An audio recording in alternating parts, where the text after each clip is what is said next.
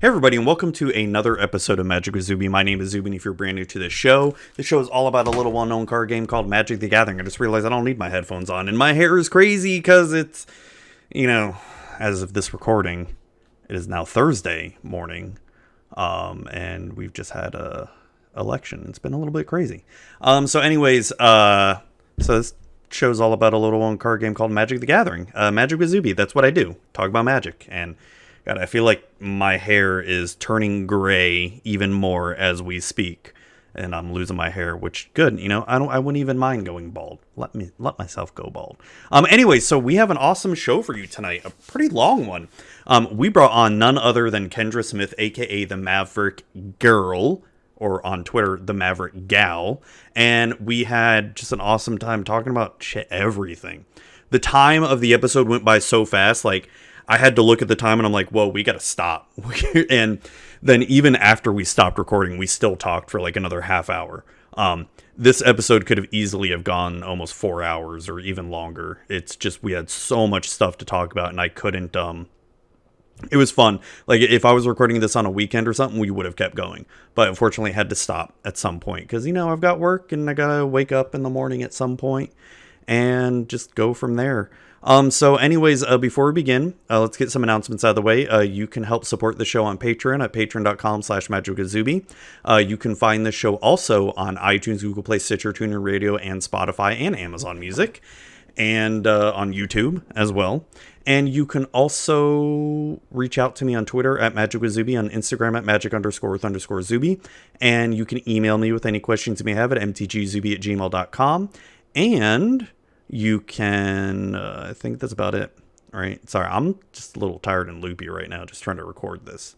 So, also check out my new sponsor, cardsphere.com. Cardsphere is awesome. Really awesome. And check them out and do it. Do it. I dare you. And then we got one more quick little ad, and then we will get on with the interview with Kendra. And that is how you beat the latest standard meta with Abzan. Ugh, it feels like there's no magic content out there for someone like me. Someone who doesn't want to be competitive. Someone who is... Who is a normie? Yeah, exactly! A normie! Well, have I got the show for you, the all-new Magic for Normies show. Hi, I'm Pixie. And I'm Zuby. Together, we host the all-new Magic for Normies. It is the Magic the Gathering show for all your normie needs. We don't care what deck got into the top 8 or what deck is winning. We care about having fun playing Magic.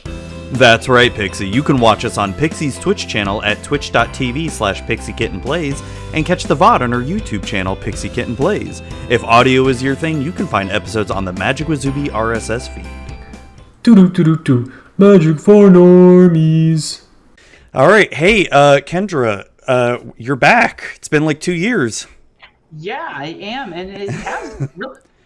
It's been 2 years, yeah. It really has been, because it was around the time of GP Orlando and Atlanta. Yeah, because It was 2018, the summer of 2018 you were last on, and yeah, it's it doesn't even feel that long, but yet this year all simultaneously feels like 5 years, but yet not quite a year. Yeah, 2020 is the longest century ever. So we're both in Florida. We're recording this on Wednesday, so this will come out this Friday. So hopefully there'll be more news by Friday as to this whole election. And I do apologize for my listeners, viewers out there I have been talking more politics lately this year, but I can probably assume this will probably be a little bit politic heavy because it's pretty much on our minds like crazy right now. Right. It's, the election just happened yesterday. So everybody's losing their minds. It doesn't matter what side you're on, where your beliefs and ideals stand. It's just at the forefront of everything right now. People outside of the United States are losing their minds about it. So yeah, did you see that Zimbabwe, it will possibly put sanctions on the U.S. if Donald Trump does more fuckery with the whole election process? No. So that's how serious it's gotten. we've got. I mean, I know Zimbabwe isn't a major world player in Right. the grand scheme of things, but it's gotten to that point where we've got countries like that are gonna put sanctions on our country, where it's like, what the fuck? It's unreal, but you know, I'm not gonna lie. Like, I feel like these last couple days have actually been solid for me. Oh, that's good. The lead up was a little rough, but Yeah. actually, as it turns out, I work 11 a.m. to 9 or to 8 p.m. So like, I actually had just gotten home right before we started recording this. Like, Yeah. I basically I got home, I sat it, I pulled out some leftover pizza I had out of the fridge, and I'm like, I'm just gonna eat something really quick. And like, as soon as I sat down on my desk, I got a message just like, hey, I'm ready to go whenever you are. So it's like, barely any time. But that was really good yesterday, because the brunt of where everything was happening was You were at while work. I was at work. Oh, that's good, And at least. so, I'm not sitting there looking at my phone or anything. I'm not checking Twitter like crazy. I'm not doom scrolling. And so I actually work at a game store. I'm on the Coolstuff Inc. buy team. So I literally just sat there sorting cards and, bullshitting with my coworkers about like Commander Legends the entire day. And it was like, so when I don't know, when I got home, I felt like, there was definitely like a hanging sort of like anxiety. Yeah. Like, there's, of course, just going to be, but like, felt like kind of calm, like kind of like chill. I don't know. Oh, that's good. That's good. I've been fucking insane, like, with anxiety, and especially today. Like, today was a lot worse because, I work at home now, and I'm trying so hard to focus on my job, yet throughout the day I'm just checking election results, like, what the fuck is happening? What's happening? And it's like, oh god. I mean, this has been sort of unprecedented. This has been a time, like, very, very strange times we're going through right now, where, right before we were recording, we were saying, even though it looks like Biden may win, it's still worrisome because we don't know what the hell is going to happen. So Biden wins, but then what the hell is Trump going to do to try to stop that? Yeah. And that's the thing. You just don't know what's going to happen. Everything's kind of up in the air. But, the way I've just been trying to treat it is, like, frankly, everything's been up in the air this year. Like, right? I haven't been actually, like, talking with you necessarily as much, so I don't know how it's been for you. I'm assuming it's been a little rough, but, like, my mental health has just been trashed this entire year. Like, I've just dealt with severe anxiety problems, and a lot of, decent, a little bit of depression, just because, like, it's been tough. It's hard to go out and do stuff, especially for people like, us. We're in the whole Magic scene and everything. You can't go to events anymore. You can't do anything. Hell no. And with Florida, I mean, we're both in Florida, and you moved over because last time I talked to you, you were just about to move. You're back in the Orlando area? I am. Okay. So the long story short there is I had a really bad living situation with my last roommates. Yeah. And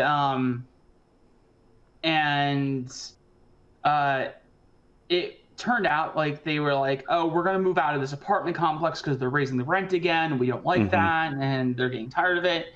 And they're like, well, the guy that one of my roommates had worked for flips houses for a living. And he was like, well, we could just rent one of those. And I was like, okay, sure. If it's like all put together, it's fine. Yeah. But then I walked in there and like windows are broken. There's like clear water damage on walls, and just it was a nightmare. I like walked in. Oh, jeez. I sat down, looked around, took a look around. My roommate walked in. I actually like just went off at him. Just a week or two after I moved in, my floor flooded in my bedroom. Oh, God. Their response to taking care of that was to dig a trench outside the house. Like, it was just a mess. What? Yeah, exactly. And what? So basically, I was just like, at the start of the pandemic, it was my I was actually bouncing back and forth between Orlando and Tampa. Yeah, I remember that.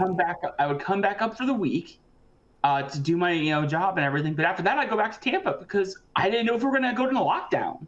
I didn't know what was going to happen. Yeah. And eventually just my anxiety got so bad that I ended up just leaving for a time and actually moved back to Tampa completely for a few months while I kind of stabilized myself, got myself back to a little bit of a stable place mentally, even though, I still have bad days, obviously. I mean, who doesn't? Right now, 2020 is a mess, and it's going to, frankly, I don't like to think about it, but it's going to continue into next year. Yeah.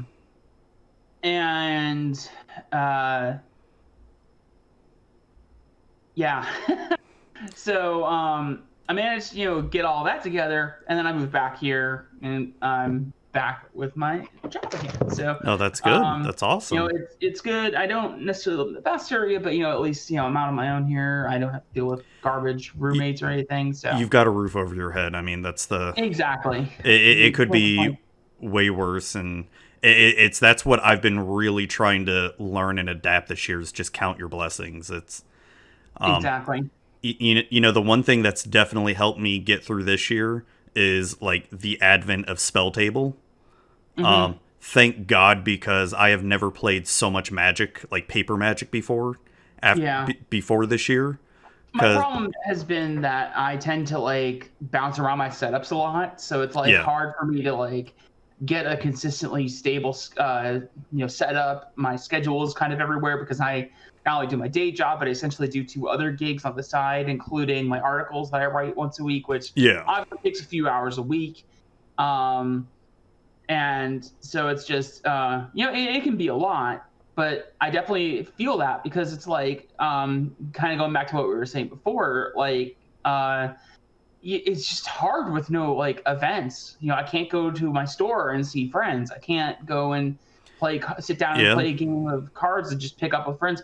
I've got even my coworkers and my friends, people I work with on a daily basis, and I know they're healthy.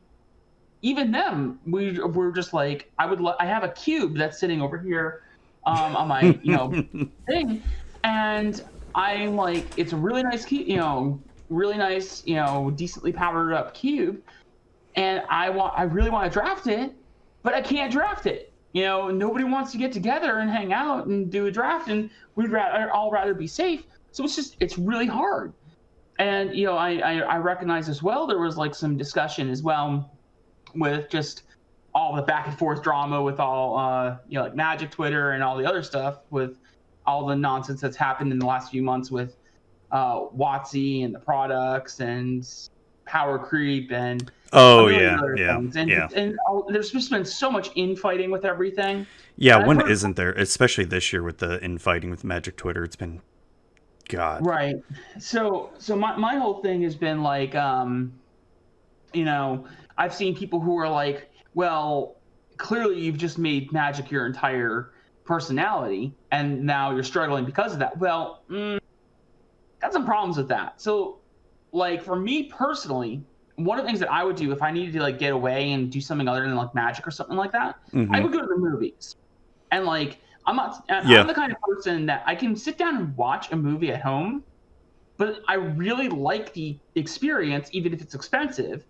I like the experience of actually going to a movie theater, sitting down, getting some popcorn. Oh, me too. I love it. I love it. And I just couldn't do that. Now, and we can't do that now. And it's So I've actually opened up a little more to doing that, but being cautious about it.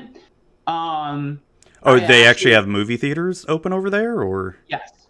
Oh, because I live right north of Tampa. We have nothing open right now. The AMCs are open up here. But, oh shit. But so here's what happened. Okay, AMC's all have reserved seating. Yeah. So what I was able to do is I really wanted to see Akira in theaters because they brought it back for a 40th anniversary or something like that. And is it just a remastered or something, or upscaled? 40K or 40K 4K remaster. Okay. So and it was just a really big spectacle, and it was like, that's one of my favorite animated films of all time. I think the animation is so masterful in it, and I just wanted to like experience that visual feast on the big screen. That's been like one of my like white whale films to see in theaters for years, and so I really didn't want to miss the opportunity. So I was watching the reserve seatings in the auditorium, and there was either like no one or like one or two people. So I was like, okay, I'll go to that, because I was also watching some of the other ones too. Like they had Empire Strikes Back briefly for a few weeks in theaters, and I was watching the auditorium for that, and I was like, well, those are getting a little more full, and I don't know that I want to do that. But what they do is they, you'll have your seat, and they'll block all of the seats around you. Oh, that's not bad at all then. Yeah, so they have like a maximum like 40% capacity of their normal auditorium size. And they've got, not in the auditorium itself, but like outside the auditorium, they've got like hand sanitizer everywhere. They have disposable wipes everywhere. So if you want to take wipes with you, you can like pre-order your food online, so they just hand it to you. I had only 2 direct in-person experiences with other people. The other thing is, too, frankly, nobody wants to go to the movies right now, so you're just not going to interact with much people. But like, I had a good time. Oh, that's I got awesome. some popcorn. I got to enjoy myself. I saw a good movie. It felt like just a small shred of normalcy. It's not something I would always do all the time, but like, it's just, where I would do that all the time. That was my way to decompress. Or I'd go I would go to a rock concert. Obviously, I'm a big metalhead and punk. Yeah. So like, I would go to like a lot of shows and just mosh around and vent and have a good time. Can't do that. Oh, God, yeah. When are even concerts even coming back at all? Right. I mean, so it's just like, I've seen a lot of those arguments of like, oh, you've just made magic your whole personality. It's like, well, no, there's just a lot of things that people would do to, aside from that you just can't right now. Like, you just can't do anything. Yeah. Yeah, I mean, it's pretty much at a point where Florida, for the most part, feels completely opened back up. And, I don't know how it is in Orlando, but, I mean, you saw it in Tampa. I mean, people here act like the pandemic's completely over and all that. See, like, so many people not wearing masks and all that. Oh, yeah. I've definitely seen a lot more of that here. The Publix, which is the grocery store here in Florida. Yeah. I walked into a Publix recently because I, get the money orders for my rent there. And I went just to go, get that done. And I ran into like 10 people without masks. And I'm like, what the hell? Oh, yeah. That's not uncommon at all. So, I mean, like, the only thing that I'm missing is, like what you said, movies. The wife and I went to Clearwater Beach a couple weeks ago, and it was pretty packed, but it was packed, but there's enough space outside to where you're able to stay away from people. And we just went there to go to the sunset, and we stopped at a restaurant, and it was just such a good time. It was really fun, but if you can, like, if you take the precautions, you prepare for it appropriately, and you do it right, then you could still have a good, a fun time. But it's so much more difficult these days. And like, even when you do go to those, like going to the movies, I'm prepared for it. I'm still having a good time, but there's always that small little thing in the back of your mind where you're like, man, am I fucking up? Am I gonna get this? And like, and you don't know, and it's scary. Oh yeah, it is. Like, we just sent my youngest back to school today, and because we had started doing her online learning, and I gotta say, online learning for her age, because she's in 5th grade right now, it's utter trash. It's utterly terrible. But for my oldest, who's in high school, it's fine. It's like doing online college classes. Essentially. So I did virtual school when I was younger, and I had, for the most part, a good experience. My one of my teachers was snapped off at me one time and used the excuse, "Well, I'm pregnant," and I was like, But when you're older, that age, like 16, 17, it feels a little bit easier. But for like a 9, 10, 11-year-old, it's trash. Exactly. Like, so You know, And once you're in like that high school, even middle school to an extent, like you have yeah, enough attention and enough focus, enough maturity that you can like be a yeah. part of that. And when you are like in that elementary school kind of, I don't know about that so much. I gotta tell you, Kendra, that was such a hard decision for my wife and I to even make. Just to, Oh, I believe it. because we were both going back and forth. Like, we want her to get a good education, but she's floundering so bad in online school, and we're like, all right, well, we got to send her back. But it's like, what if she gets sick? It's like, but then we can't keep her from failing school, and it's like, oh god, it fucking sucked. Yeah, I believe that. Yeah, shitty situation. It's been quite a year. It's been I mean, just like you said, we haven't talked a while. Pretty much. I mean, I've been working from home since last summer, so my work situation hasn't really changed, and I'm in healthcare. So back in like March, April, May, but my job is more elective stuff than necessary surgeries and all that. So we slowed down completely during like March, April, May, and I had like nothing to do at all. And I'm getting worried like, shit, or am I going to get fired or anything like that? You feel like you're just not doing enough of a job or a good enough of a job or something. And Yeah. You just don't know what's coming. And my boss just told me, oh, don't worry, you're fine. You're fine. You're not getting let go. Just hang back, relax during those months. And I'm like, I can't sit here, do nothing, and then get paid for it. I'm going crazy. Like, I need something to do. Right. Because there's nothing else to do. Right. It's been wild. I mean, that was even the case for me.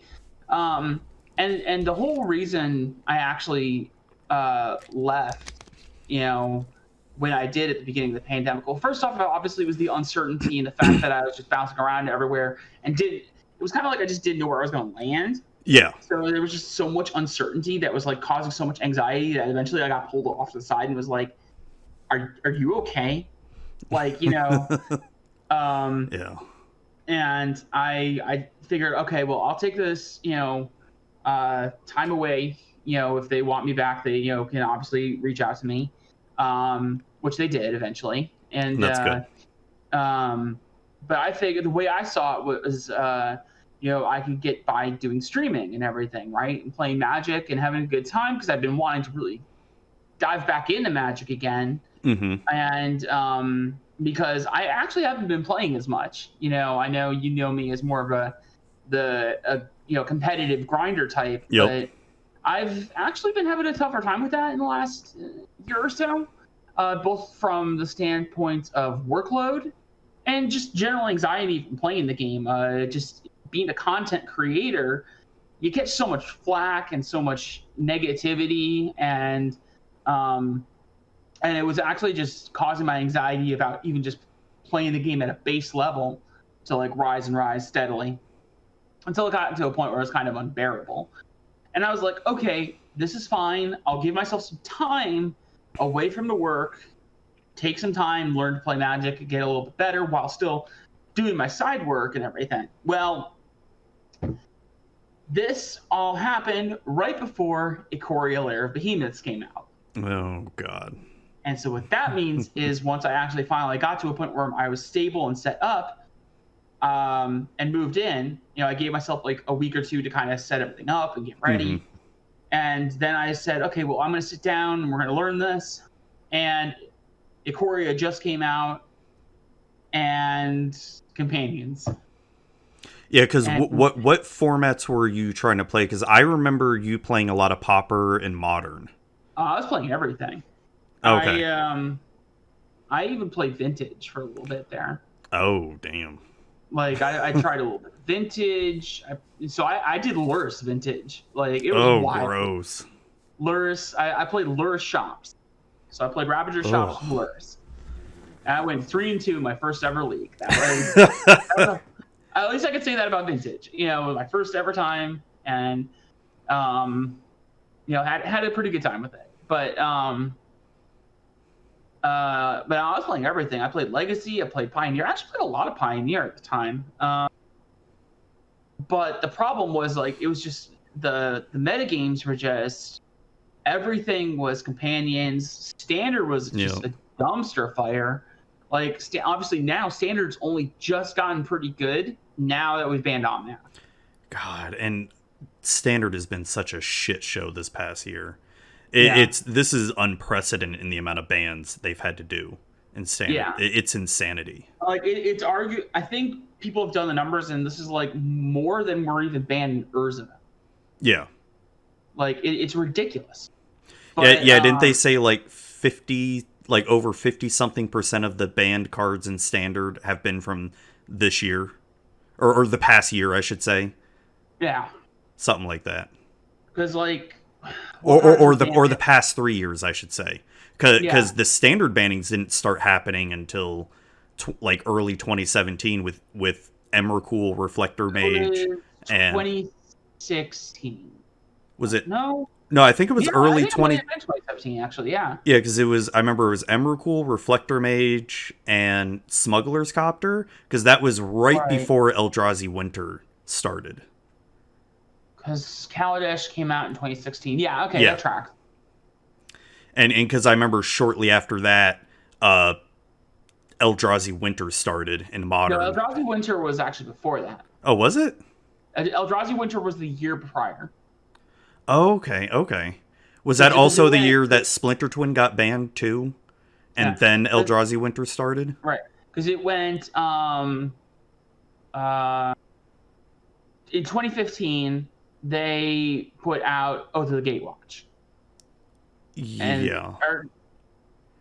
Yeah. It was Oath of the Gatewatch was January of that year, which is why it was Eldrazi Winter. And then it was Shadows over Innistrad, Eldritch Moon, and then Kaladesh. Oh, no, that would have been 2016, because didn't Kaladesh come out 2016? Kaladesh came out in 2016, but at the end of 2016. So the actual bans happened with Aether Revolt, which was 2017. Yeah, for Standard, and then... Okay. Oh, whatever. I can't keep up with it. And then that was when they changed the whole thing for... We're going to do, instead of doing it every set release, we're doing it every set release in every Pro Tour. So, oh, yeah. Because I think that was because of the Eldrazi Winter, specifically. Was because Eldrazi Winter messed things up so badly that they needed a faster reaction time. Oh, man. And then shortly after that, we had Splinter Twin in Standard for, like, what, not even a month or something? Yeah, because then what they did is it was after the Pro Tour for Aether Revolt that they banned it. Actually, no, they didn't ban it, and then they provided an addendum. Yeah, they didn't ban it, then they banned it, what, like a week or two later or something like that? 2 days later. Oh, 2 days later? Oh, God. It's like, I loved how when they were spoiling Aether Revolt, everyone in the community said, oh, Splinter Twin's back. Because when that cat was spoiled. And Wizards was like... like, what? Oops. Like, we totally didn't see this. Like, oh, shit. Yeah, because the funny thing was with the 2015 one was because they banned... Wasn't it that they banned Eye of Ugin and Splinter Twin? I don't remember how that works. No, I thought Splinter Twin was first, and then that brought Eldrazi Winter. I don't remember. What I do remember is that that Splinter Twin was banned right before the release, or like shortly before the release of Modern Masters 2015, and then it was included in Modern Masters 2015, even though it had just been banned. So everybody was like, LOL. It's like, they should just unban Splinter Twin again. At this point, I mean, I don't follow Modern's meta at all anymore, because I sold out of it a year, was it last year, I think? Yeah. I can't remember now. But to be honest with you, like, I'm looking at everything now. Everything is so fast in every format that it's just like, the whole thing was they didn't want to make it like feel like Legacy, which is why they printed Force of Negation instead of Force of Will. But we're at the point where I kind of just feel like we probably should have just had Force of Will, like flat out. It would Force of Will even be that strong right now in Modern?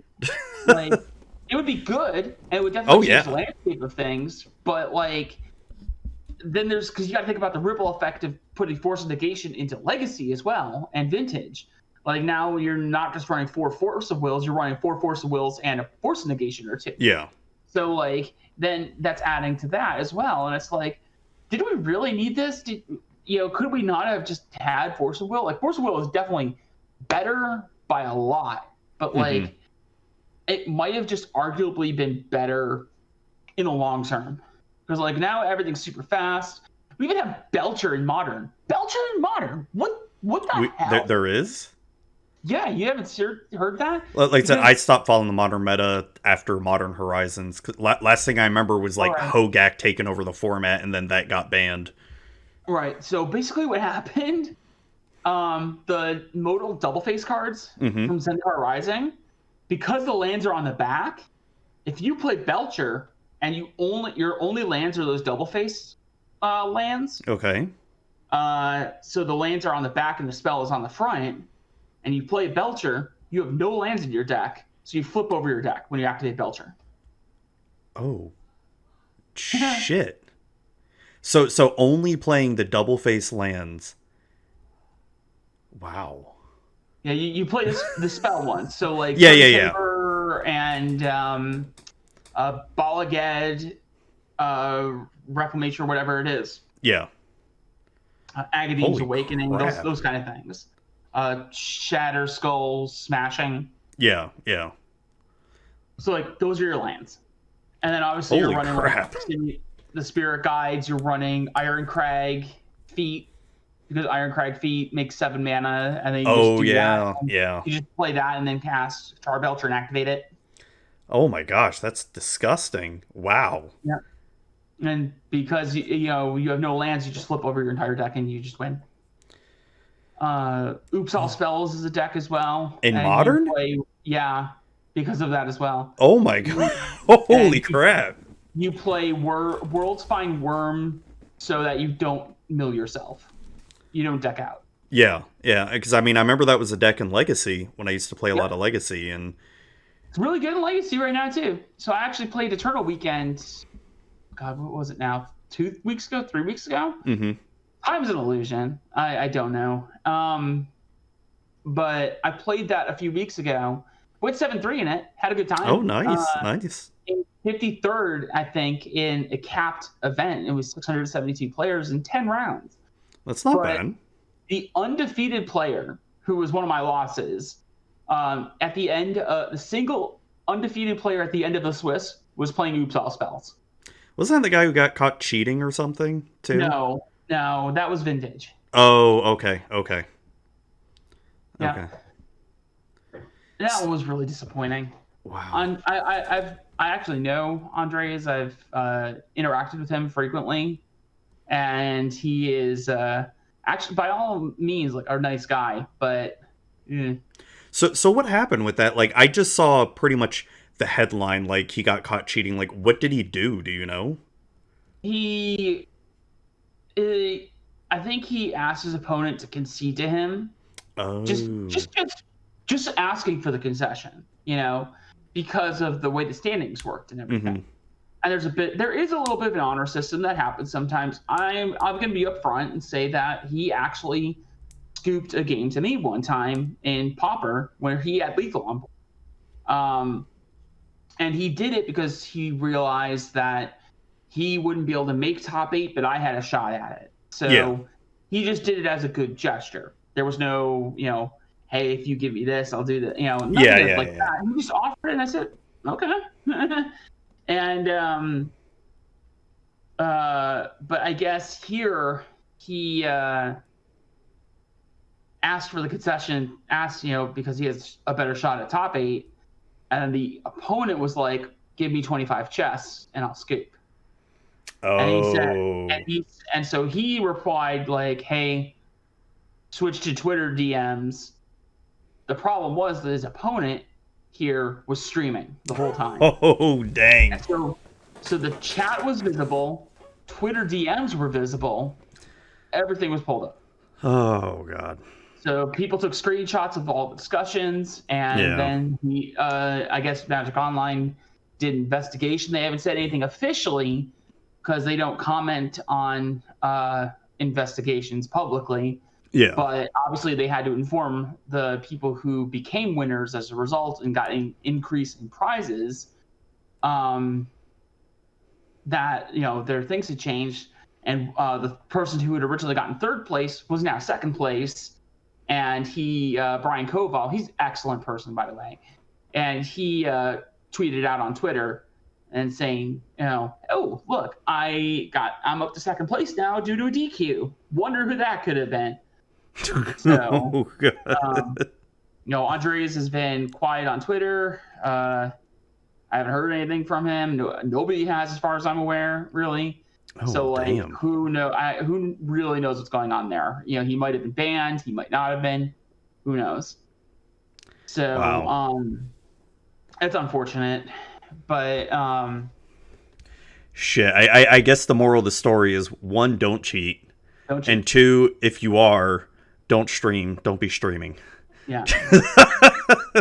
There was a saying when I was in high school by our principal at the time. Now, I apparently missed this era, but all my classmates would tell me about it frequently. And the principal had a saying. That saying was, don't do stupid. Don't do stupid. And you know what? She's right. Don't do stupid. Yeah, definitely. Okay. Well, shit. So you're still writing for Cool Stuff. Mm-hmm. I mean, how's that been going? You've been with Cool Stuff for a while now, and yeah, a little over 2 years at this point. 2 years and a little over a month now. Oh, that's awesome. Like, what is that? 25 months? Yeah. Yeah, I have an article like every month. I write pretty consistently, talk about a lot of things. Obviously, I started with Pauper just because that was kind of like the format that I had gotten known for and gotten a lot of attention for, because that's what I played. And I didn't go back and rewatch our previous thing. I don't know if you did to catch up on any notes or anything, but so I don't know if I actually covered this whole thing. But the whole reason I got into Pauper was because basically I had actually sold out of all of my other stuff that I had played previously. Yeah, I think I remember you telling me that. Yeah. Where I played numerous legacy decks. At one point I owned 5 legacy decks. They weren't all great decks, but I owned 5 legacy decks. And what did I have? I had Maverick, High Tide, Cheerios, because that was a funny little deck. Oh, that's a fun deck. Yeah, Burn, Is It Delver, and I actually did have another one. I had Affinity, because Affinity was playable at the time. And it still shows up here and there, but really it was an actual deck back then. Yeah. And so I had numerous decks, and I had a couple modern decks. I had all this other stuff, but I sold it, because my life situation, my work situation changed so that I couldn't actually play events anymore. Yeah. At the time, and so I sold all of my stuff and whatever, and got frustrated with the game because I think it was right around Battle for Zendikar-ish time period. That was when standard decks were $1,000. Oh god, yeah. 4-color Rally and Black Jeskai. I love those decks, but it was hard for me to keep up with them. I couldn't play it very actively. Magic Online was doing some very frustrating things with how they were running their tournaments at the time, because this was before leagues started. Yeah. Right before leagues started, I think around when Oath of the Gatewatch came out. Okay. If I recall correctly. I'm gonna go with saying okay. I'll believe you. I don't know. I wasn't playing back then. Or Magic Online back then. Yeah, I think it was because then I moved, because it was right after I moved back to Tampa, which was right around when Shadows over Innistrad came out. Mm-hmm. And I remember that I would get booster packs from Oath of the Gatewatch by playing Pauper events. So, because that was before treasure chests. Yeah, yeah. So,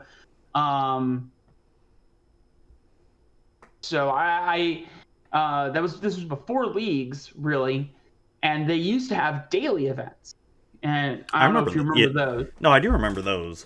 So for those of you who don't remember, or were not playing Magic at the time, daily events were pre-scheduled events. They would have numerous ones every day, and they were 4-round events. And what you do is it costs 6 tickets to enter, so $6 to enter these tournaments. You played 4 rounds, And if you went 3-1, you got like 7 booster packs, and if you went 4-0, you got like 12 or 13 packs. So it was like very good value.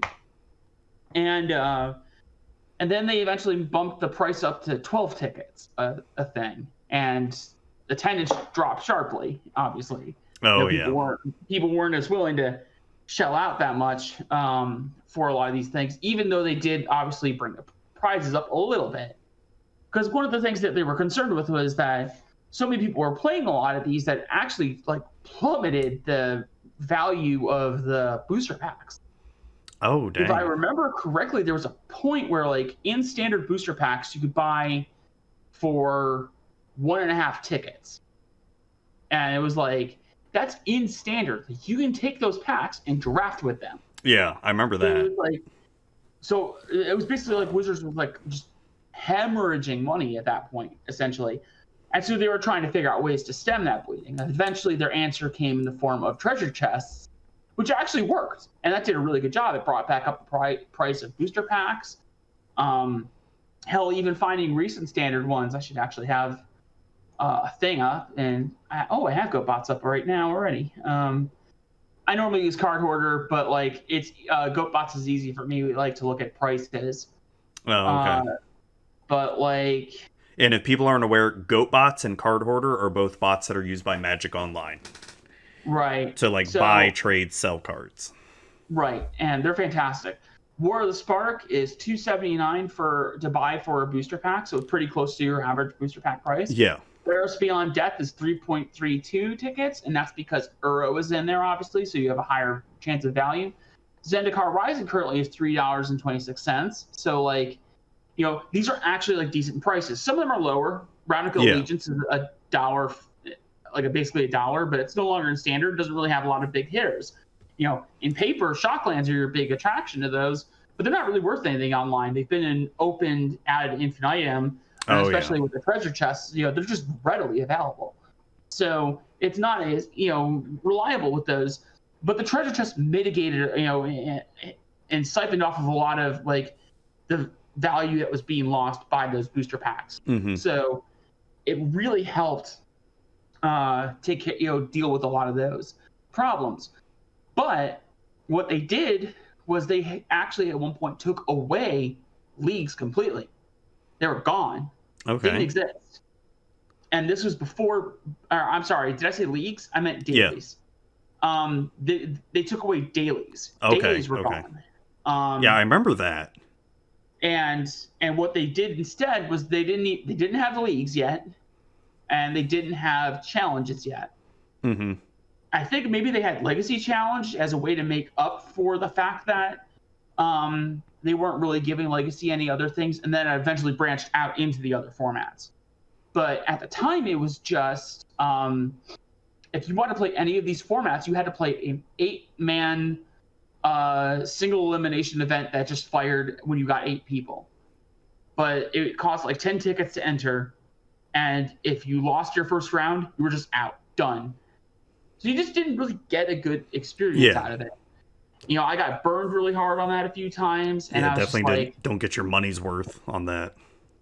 Right. So I was just like, I wasn't a fan of it, and so my lighting is all over the place here. No, you're fine. You're fine. Opening and closing windows. I'm seeing it, and I'm like, but you know, it made it so much harder to like stay in on that and want to be in on that, and it just frustrated me. Your card values were all over the place at the time, especially because Tarkir just came out, and then they had announced the masterpieces, because that was when the expeditions started. So like, while you were still in the most expensive standard format like in years, the cards like had no real value to them either. So it was just like, why am I, you know, it was like all of that. And I think there was one other reason, I can't remember what, but like, it was just a lot of things that frustrated me. So like, I just kind of sold my entire collection at the time. And when I got back into the game, I wanted to get back into it, I realized, I'm not in college anymore where I just don't have to worry about bills. Now I've got to Right. pay rent. Now I've got to pay my utilities. Now I've got, do Life all has hit. this. I had student loans, So, I can't play these anymore because I can't spend $1,000 on a deck like I would previously. Yeah. And so I resorted to Pauper as a result of that, and just ended up getting really good at Pauper.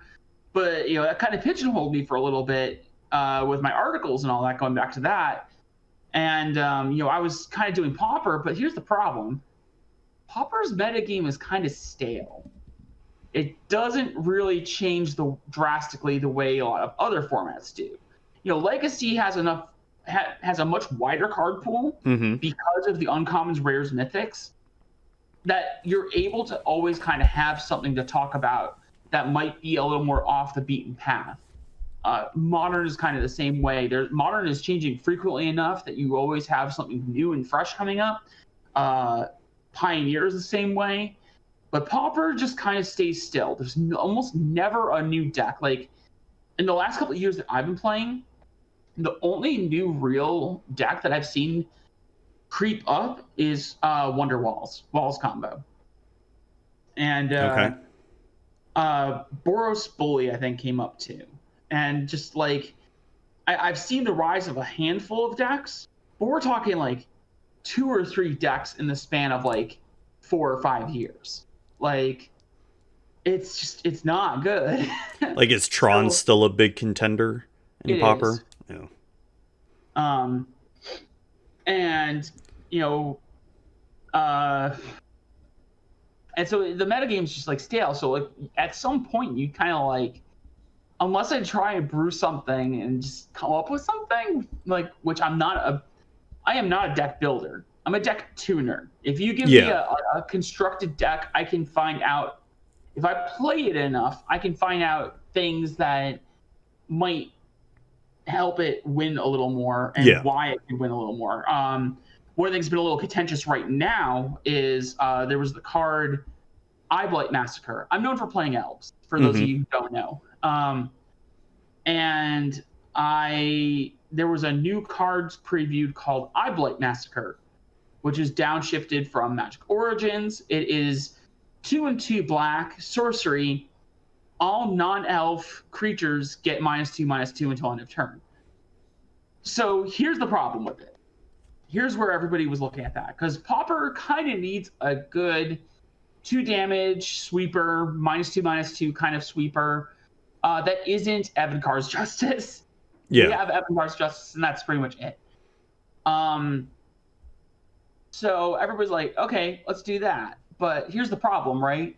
Control decks want to kill the aggro decks. Elves is pretty much an aggro deck. Not only is that one an aggro deck that you're trying to deal with, but so is Stompy. Stompy is the big aggro deck of the format, and guess what? About a third of the creatures in that deck are elves. So you're not doing anything there, really. And either. is Stompy still mono green? It is. Okay. So, and then everybody was like, well, elves doesn't want this, right? You can't use it against the mirror match, and you can't use it against Stompy.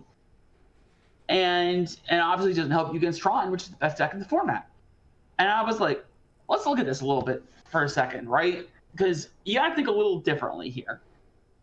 And Stompy and your mirror match, I mean, your mirror match is 50-50 no matter what, right? It's just who draws better. And kind of who sideboards better. Like, did you prepare your sideboard better kind of thing.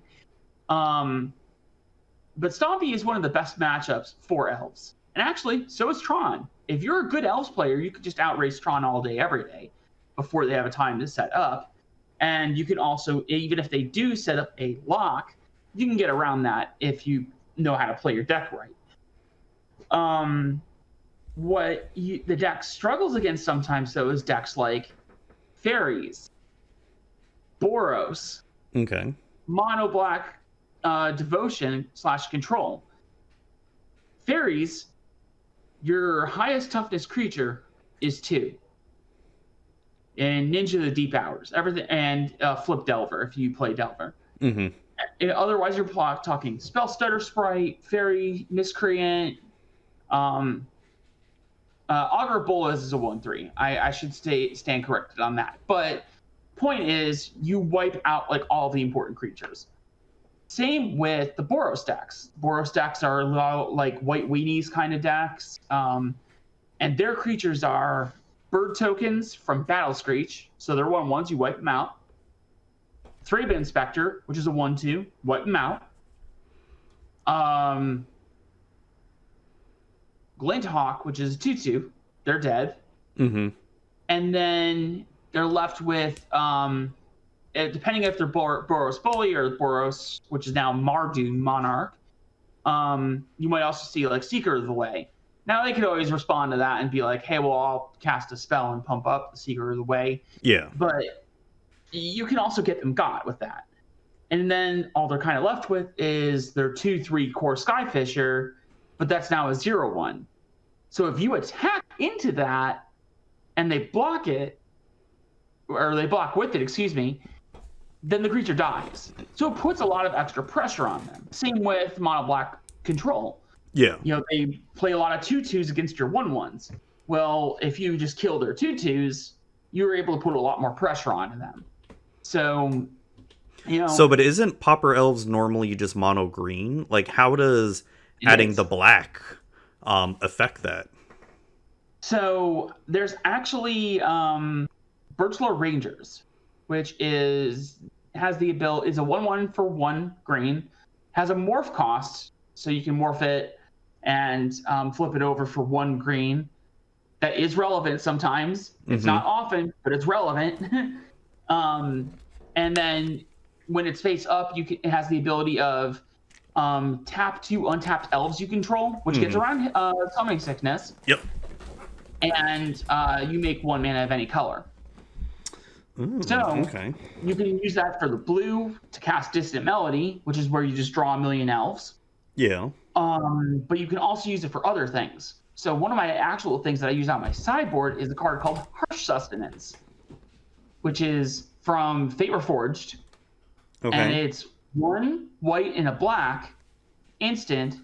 Harsh Sustenance deals X damage to target creature or player, which I think is just now any target, but whatever. Pauper doesn't have planeswalkers. And X is equal to the number of creatures you control. And you gain that much life. Ooh. So if you have 30 creatures, your opponent has 20 life, boom, they're dead. And you're able to cast that because of Birchlore Rangers. There's other variations of that, which actually this kind of plays into Massacre or Eyeblight Massacre, is there's another version that's just mono black, and that's called Gruesome Fate. I don't like Gruesome Fate as much because it's a sorcery, so what you can do with Harsh Sustenance is because it's an instant, if you're up against Tron or like another kind of control deck, you can wait until your end step where they kind of try and get cute with, like, you know, they use their mana that they've held up and everything. Yeah. And then you just throw it at their face after they tap out. So, you know, I think it's easier to counter and deal with the Gruesome Fate, but Gruesome Fate is black and 2 generic sorcery, basically the same thing. You drain your opponent for X damage equal to the number of creatures you control. Yeah. But it's life loss. That's a life loss or like a life drain, not damage like Harsh Sustenance is. So it gets around prismatic strands as well, which is kind of like the fog for any color, but it's not just for combat damage, any damage. So basically, my thought process is, since you're running 7 Llanowar Elf clones, so I run 3 Llanowar Elves, 2 Finhorn Elves, and 2 Elvish Mystics. Okay. What if you took out one or two of those and just put in Elves of Deep Shadow instead? Oh yeah, because that's pay 1 life, add a black. Yep. Okay. And so it's one of those. And if you're able to cast those creatures, if you're able to cast those creatures in the first place, then you should already have the green mana in an actual forest. So is it too Now, you're definitely the expert on this. Is it too slow to run any kind of dual lands in elves, like a Golgari Guildgate or something like that? It definitely is. It's too slow.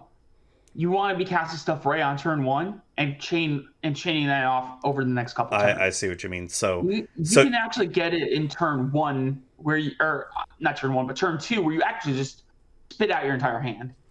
Okay, so anything like Evolving Wilds or anything like that's too slow. You'd still want to keep a mono green land base then.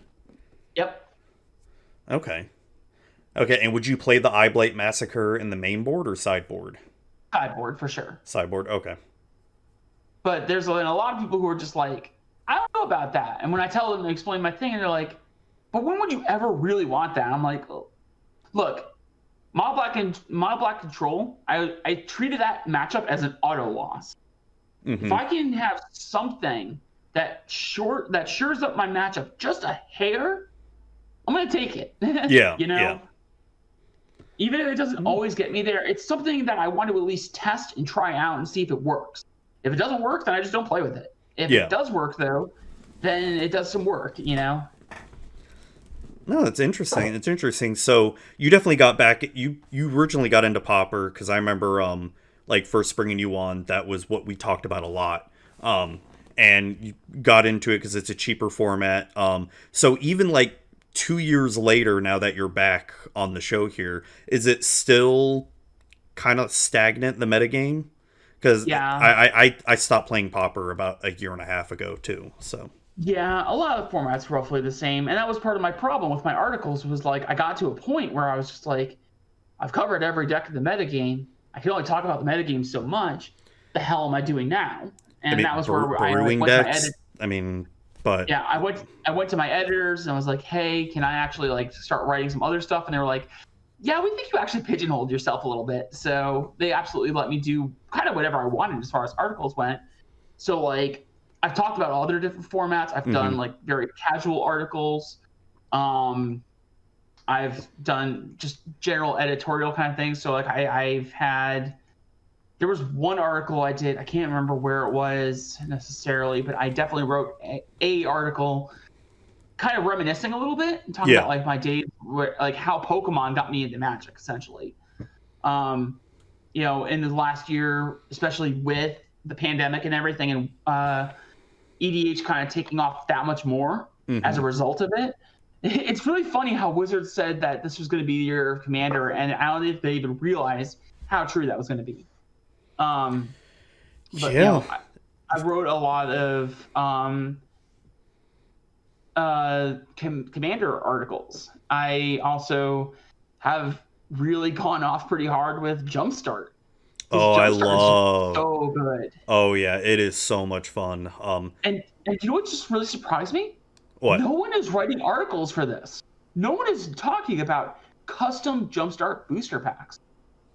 Why? Ooh, that's a good idea. So sort of like make your quote unquote Jumpstart cube, in a sense. And here's your packs. You can customize them however you want. You can have them stronger than your basic level Jumpstart. Yeah, which is very basic Magic. And then like actually pick it up and just like, here's my packs. Roll, here's my 40 packs, 50 packs, right? Put little number stickers on each of them. Oh and my gosh. Roll a die, do a random number generator, pick your packs. And have the themes on them. The thought process I had, I don't have any in front of me. I'm making a note right now to start looking at like a Jumpstart Arena cube because I just built a Peasant Arena cube and I played it on stream last night with my Discord and it was so much fun. And I'm working on a Pauper one. I'm showing this just because I have one in front of me. This is like one of those Blank Worlds cards that I use for proxies and everything. But the Zendikar Rising cards, like the checklist cards, kind of look like this. They're just very blank. And what you do is you actually take them and you write the entire pack out on the card. Okay. So you can remember what is in each specific pack.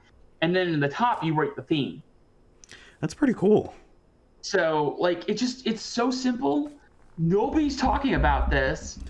And it just seems like such a cool thing. Like the idea of just having, especially right now, Like, Oh, yeah. like I was saying before, I can't take my cube and go and play with friends. Now, thankfully, me and my coworkers have actually been discussing a way that we could do it because we're all card game enthusiasts. Obviously, we work for a game store, and but even then, Oh, I got to show you a way to do it. Like, if you build an arena cube, I got to show you a way you can do it with arena, and it's so simple to do. But so here's what was happening, right? Like, I go back home. My little brother just got into Magic recently. Yeah. So he got back into it. He used to play a little bit with me when we were younger, but he kind of fell away from it. But then with the whole pandemic, he started playing board games with friends. And one day, one of them brought over game night, which is like super, super beginner level Magic, which is like fine if you're kind of trying to learn it, but it's really boring. You know? It's Oh, not yeah, really that came out a couple years ago, right? Something like that? Yeah, they did a new version of it last year. Okay. Or earlier this year or something. But it wasn't that great. And I'm like, you know what? I've got a lot of store credit. And I'm gonna hook you up. So I went and got him the full set of 2019 Commander decks, some sleeves, some deck boxes, and some dice. Oh, nice. And I was like, here, go crazy. And him and his one friend like really took to it like crazy. So awesome. All they do is they play one-on-one EDH. They don't really have like the full team, and they're not really into it enough to do like webcam or Magic Online or anything. So they just do it amongst each other, and that's good. But like, I can't take my cube necessarily and go and draft it with my brother. Like, there's ways we could figure it out if we really tried. Like, yeah, you could do like Sealed or Winston or something like that. Right. I've also like been shown really cool ways to do draft, one-on-one drafts. Like, after SCG Con a few years ago, Autumn Burchett showed me Fact or Fiction draft. Oh, which is where you yeah. I've done some packs. Yep. You shuffle up packs, and then you take the top 5 cards and like Fact or Fiction them. Yeah, so you separate them into piles. And yep. Choose one. I've done that too. It's fun. With it. It's really interesting. It is. It's really fun. Creates some really interesting dynamics because you have to remember what your opponent took, what you're taking. It's really, it's actually very challenging and very interesting.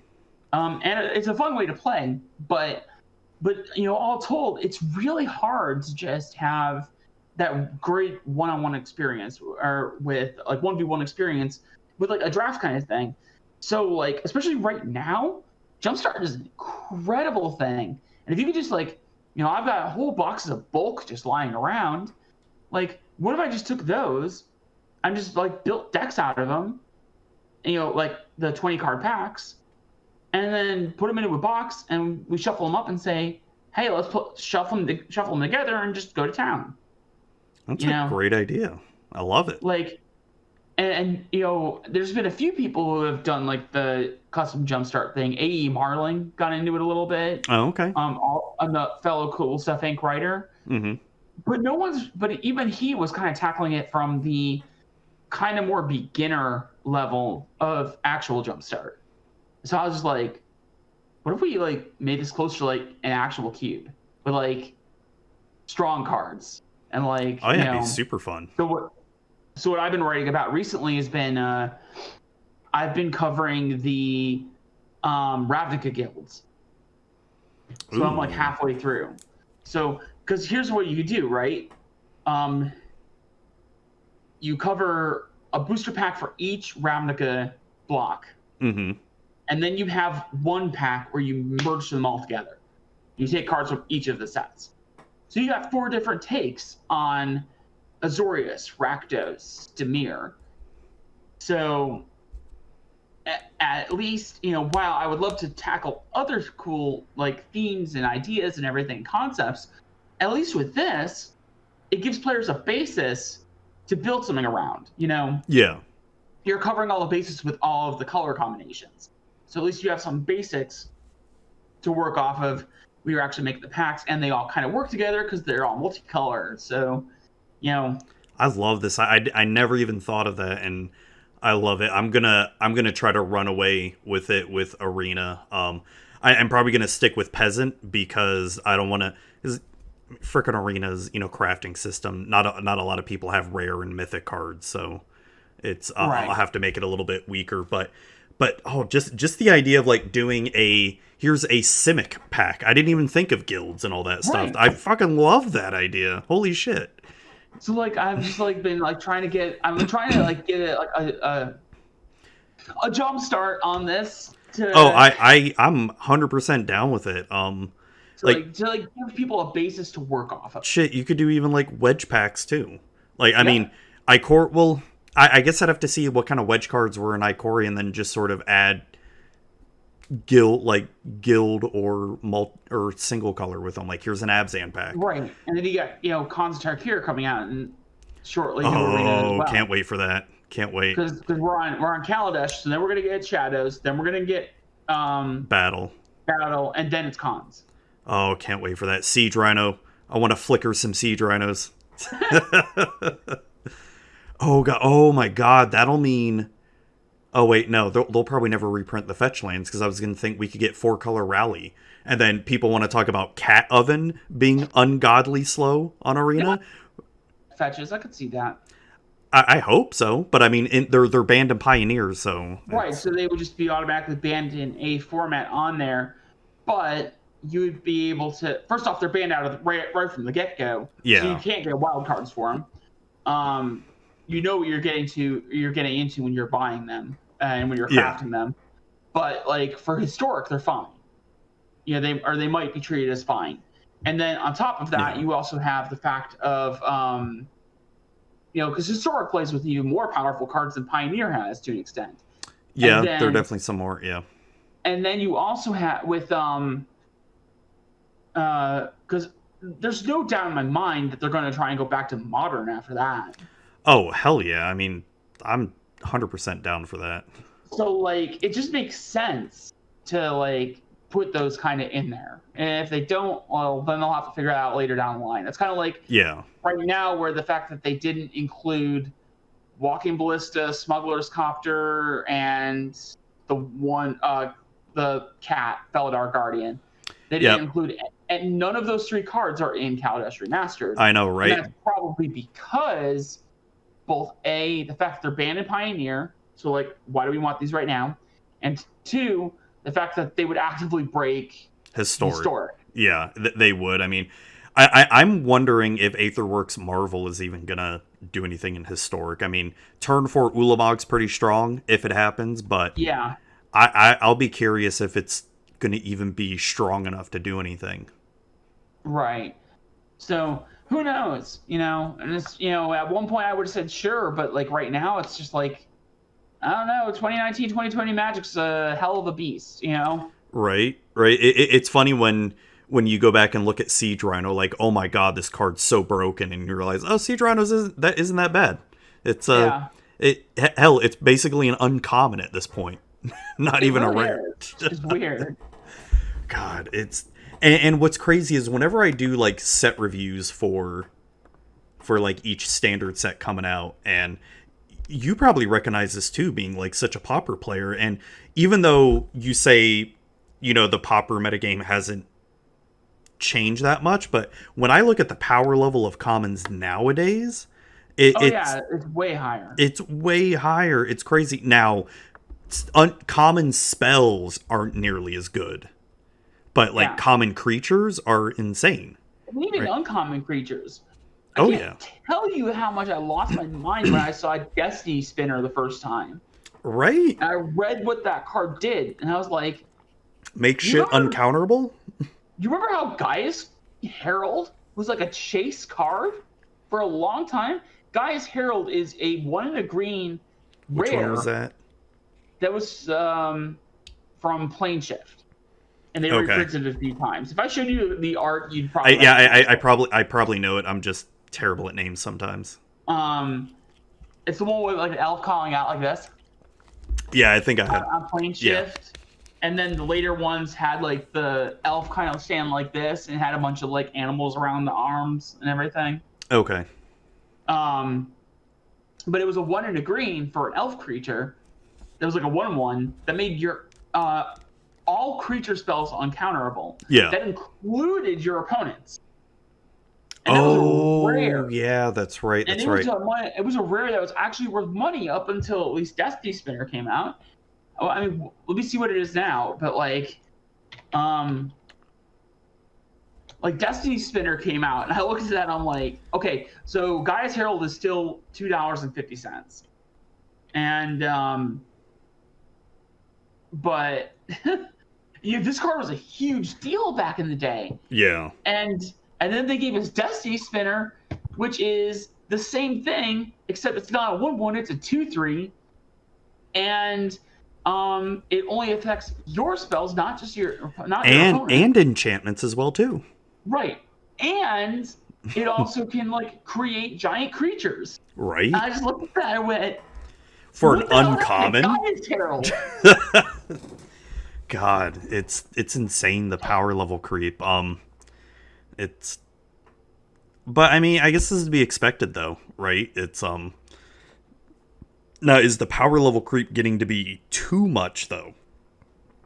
Is it getting to a point to where, now I've heard from people, and I've read some interesting stuff where with Wizards just basically doing one set per expansion or plane or whatever you want to call it, they're having to consolidate a lot more power, where before they would spread the power out like in Theros or Khans. Now, do you feel like that could be a factor, and do you think they need to start powering down some sets too? So first off, I agree. I do think so. There was I've talked about this a little bit, but there was the article. There was an article for a set review. I don't remember if it was for Ikoria Core 2021 or whatever, but it was Zvi Moskowitz. Okay. He wrote an article for like a set review, and he was like talking about how power level's way too high lately, and he basically said we need a second Mercadian Mask. There's a lot of people who were like, well, wasn't that Ixalan? And I was like, not really. Yeah, because Ixalan may not have changed the metagame that much, but it did have some powerful spells, though, in it. Right, it was definitely a power down. Yeah, for sure. But, like, I wouldn't say it was a power down to the same degree of Mercadian Masks or even Kamigawa. Yeah, because there were definitely a lot of staples in Ixalan that were used a lot, like Search for Askanta, Vraska's Contempt, the Vraska Planeswalker for a while there. Rekindling Phoenix. Oh yeah, Rekindling Phoenix, that's right.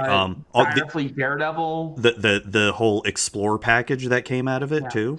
Pretty much like any of those flip like enchantments and artifacts, had a home somewhere, even if not in like actual constructed play, but like casual play for days. The lands too, definitely shaped the format too, because all the check lands were coming out. Right.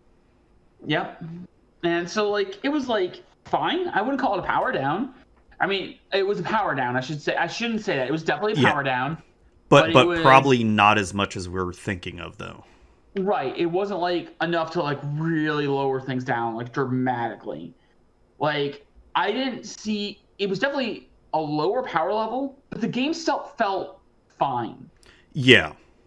And like it didn't feel like we were kind of just running into walls, I guess, because like I played a lot of those formats in that time. So did I. GP Orlando, or not Orlando, but GP Seattle 2018 was a standard tournament. I actually played that tournament, and I went 8-0 day one on Mono Red, and like I loved that format. That format was great. And that had Rekindling Phoenix in it, and what else did that have in there? Hazoret. Earthshaker Kenra. Oh yeah. Okay. Bomat Courier. Like it was a great deck. Oh yeah. Okay, I'm remembering that deck now. Yeah, because I played that too. It was between that deck, the blue-black mid-range was a thing. The Adonis Climb Winding Constrictor deck was a thing. Was it God's Pharaoh Gift a thing or not yet? Or was that it was after? Like right around the same time that was like really gaining prominence. Okay. I think that was actually the breakout weekend for the blue-red version. Oh, with Combat Celebrant. And there was also vehicles. So there was just like a good, healthy meta game with a number of different decks that you could build. And and so, nothing felt like broken too, you know? Right. It was good, solid, stable gameplay, and that was what I really enjoyed about it. You know, it didn't need to do stupid broken things. If I wanted to do broken things, I would play Modern or Legacy. Yeah, exactly. You know, and not that everybody could play Legacy, but like you could, if you couldn't afford Legacy, you could probably still afford Modern.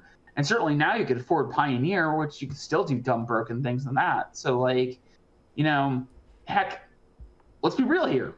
If you really wanted to, you could go back and do dumb broken things to Pauper for $50. Yeah, exactly. No, and yeah, because I think a lot of it all really changed when War of the Spark came out, because that's when I stopped playing Modern completely. Because my 2 Modern decks, actually, no, I had 3 Modern decks. I had Elves, Grixis Delver. I never did change it to Grixis Shadow because I refused. And I also was doing Blue-White Control, and god fucking shit. As much as I'd win with Blue-White Control and Modern, it was such a miserable deck to play. And especially when War of the Spark came out with Narset and the new Teferi. Oh my god.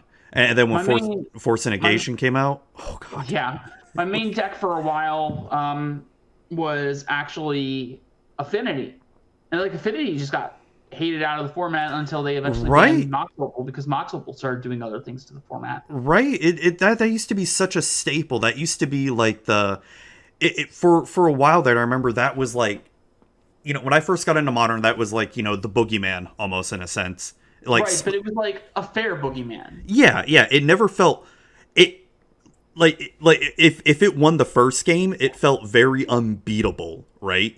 But when you started getting your sideboard in for your artifact hate, it felt very beatable at that point. Exactly. And like I played a lot of Affinity at the time. Oh, yeah. Don't get me wrong, I definitely lost to a number of Stony Silences and Vandal Blasts and Shatterstorms and so, Vandal Blast, that's what I'm thinking of, yeah. So it was just, you know, I would just get blown out all the time. You know, but it was such a fun deck though. Right. And my main decks then switched to like Humans. And like Humans still kind of plays into that same interplay a little bit, but even that's a little more complicated because you have to know like Meddling Mage. Yeah. And so you need to know what cards to name. You know, so it's that gets harder when you got to know the meta too. Right, and things like you know, I played a little Devoted Devastation earlier in the year, and that one's easy to learn because like if you know how the combos work, it's really easy to just kind of just go into it and just go. But it's also then you have to learn when is the right time to try and go off. You know, what are you playing around? So there is still format knowledge that you need to earn and you need to learn to be able to like play around all that and be good with it. But I do agree with you. Like War of the Spark is where everything changed for everything. You know, there was a little bit of it in Ravnica Allegiance. You know, we saw Growth Spiral. We saw it was Wilderness Reclamation was in there. So it was not that this one ever ended up breaking anything, but it was like a kind of an indicator in a way. Was Rhythm of the Wild. Yeah. And obviously Hydroid Crisis was in there. Yeah, because my last paper standard deck was right before Ravnica Allegiance came out, and to me, Guilds of Ravnica standard was my last favorite standard that I really, really enjoyed. Right, I agree with that, because Ravnica Allegiance then really pushed the Control, which is already a good deck, but it pushed it up where it was like, where there was kind of a balance with all the decks before. It kind of pushed Control over those enough. Dovin's Veto was way too good. Right. So and then the Reclamation shit. Well, Dovin's Veto was War of the Spark, but yeah. Oh, was it? Oh, I thought it was Ravnica. Yeah. But it was Absorb.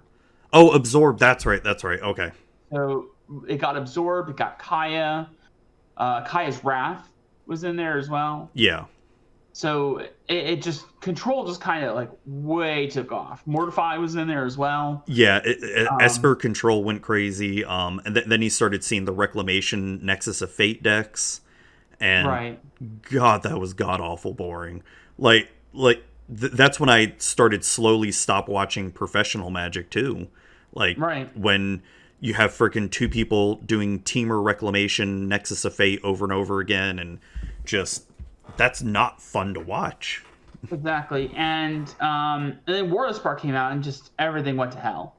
You know, I'm not gonna lie, I do think Wizards taking risks is a good thing. Yes. And I think trying their hand at putting and making a set with 36 planeswalkers in it was a valiant effort. It was something that people actually wanted to see. Yeah, uncommon planeswalkers and rare planeswalkers for the first time. It was interesting. Right. People really actually wanted to see these. It was a frequent question that would pop up in the past was, when are we going to actually see a planeswalker set? Yeah, exactly. It was inevitable, essentially. Right. So it was like, when are we going to do this? And they kept saying, like, we can't do this. And the solution to it was both proliferate and the static abilities. But then, because it was their first time doing static abilities on planeswalkers, which is unprecedented, territory, they didn't really know how to gauge it properly. It's kind of like when the first time they do equipment, which resulted in Skull Clamp and the sword. Yeah.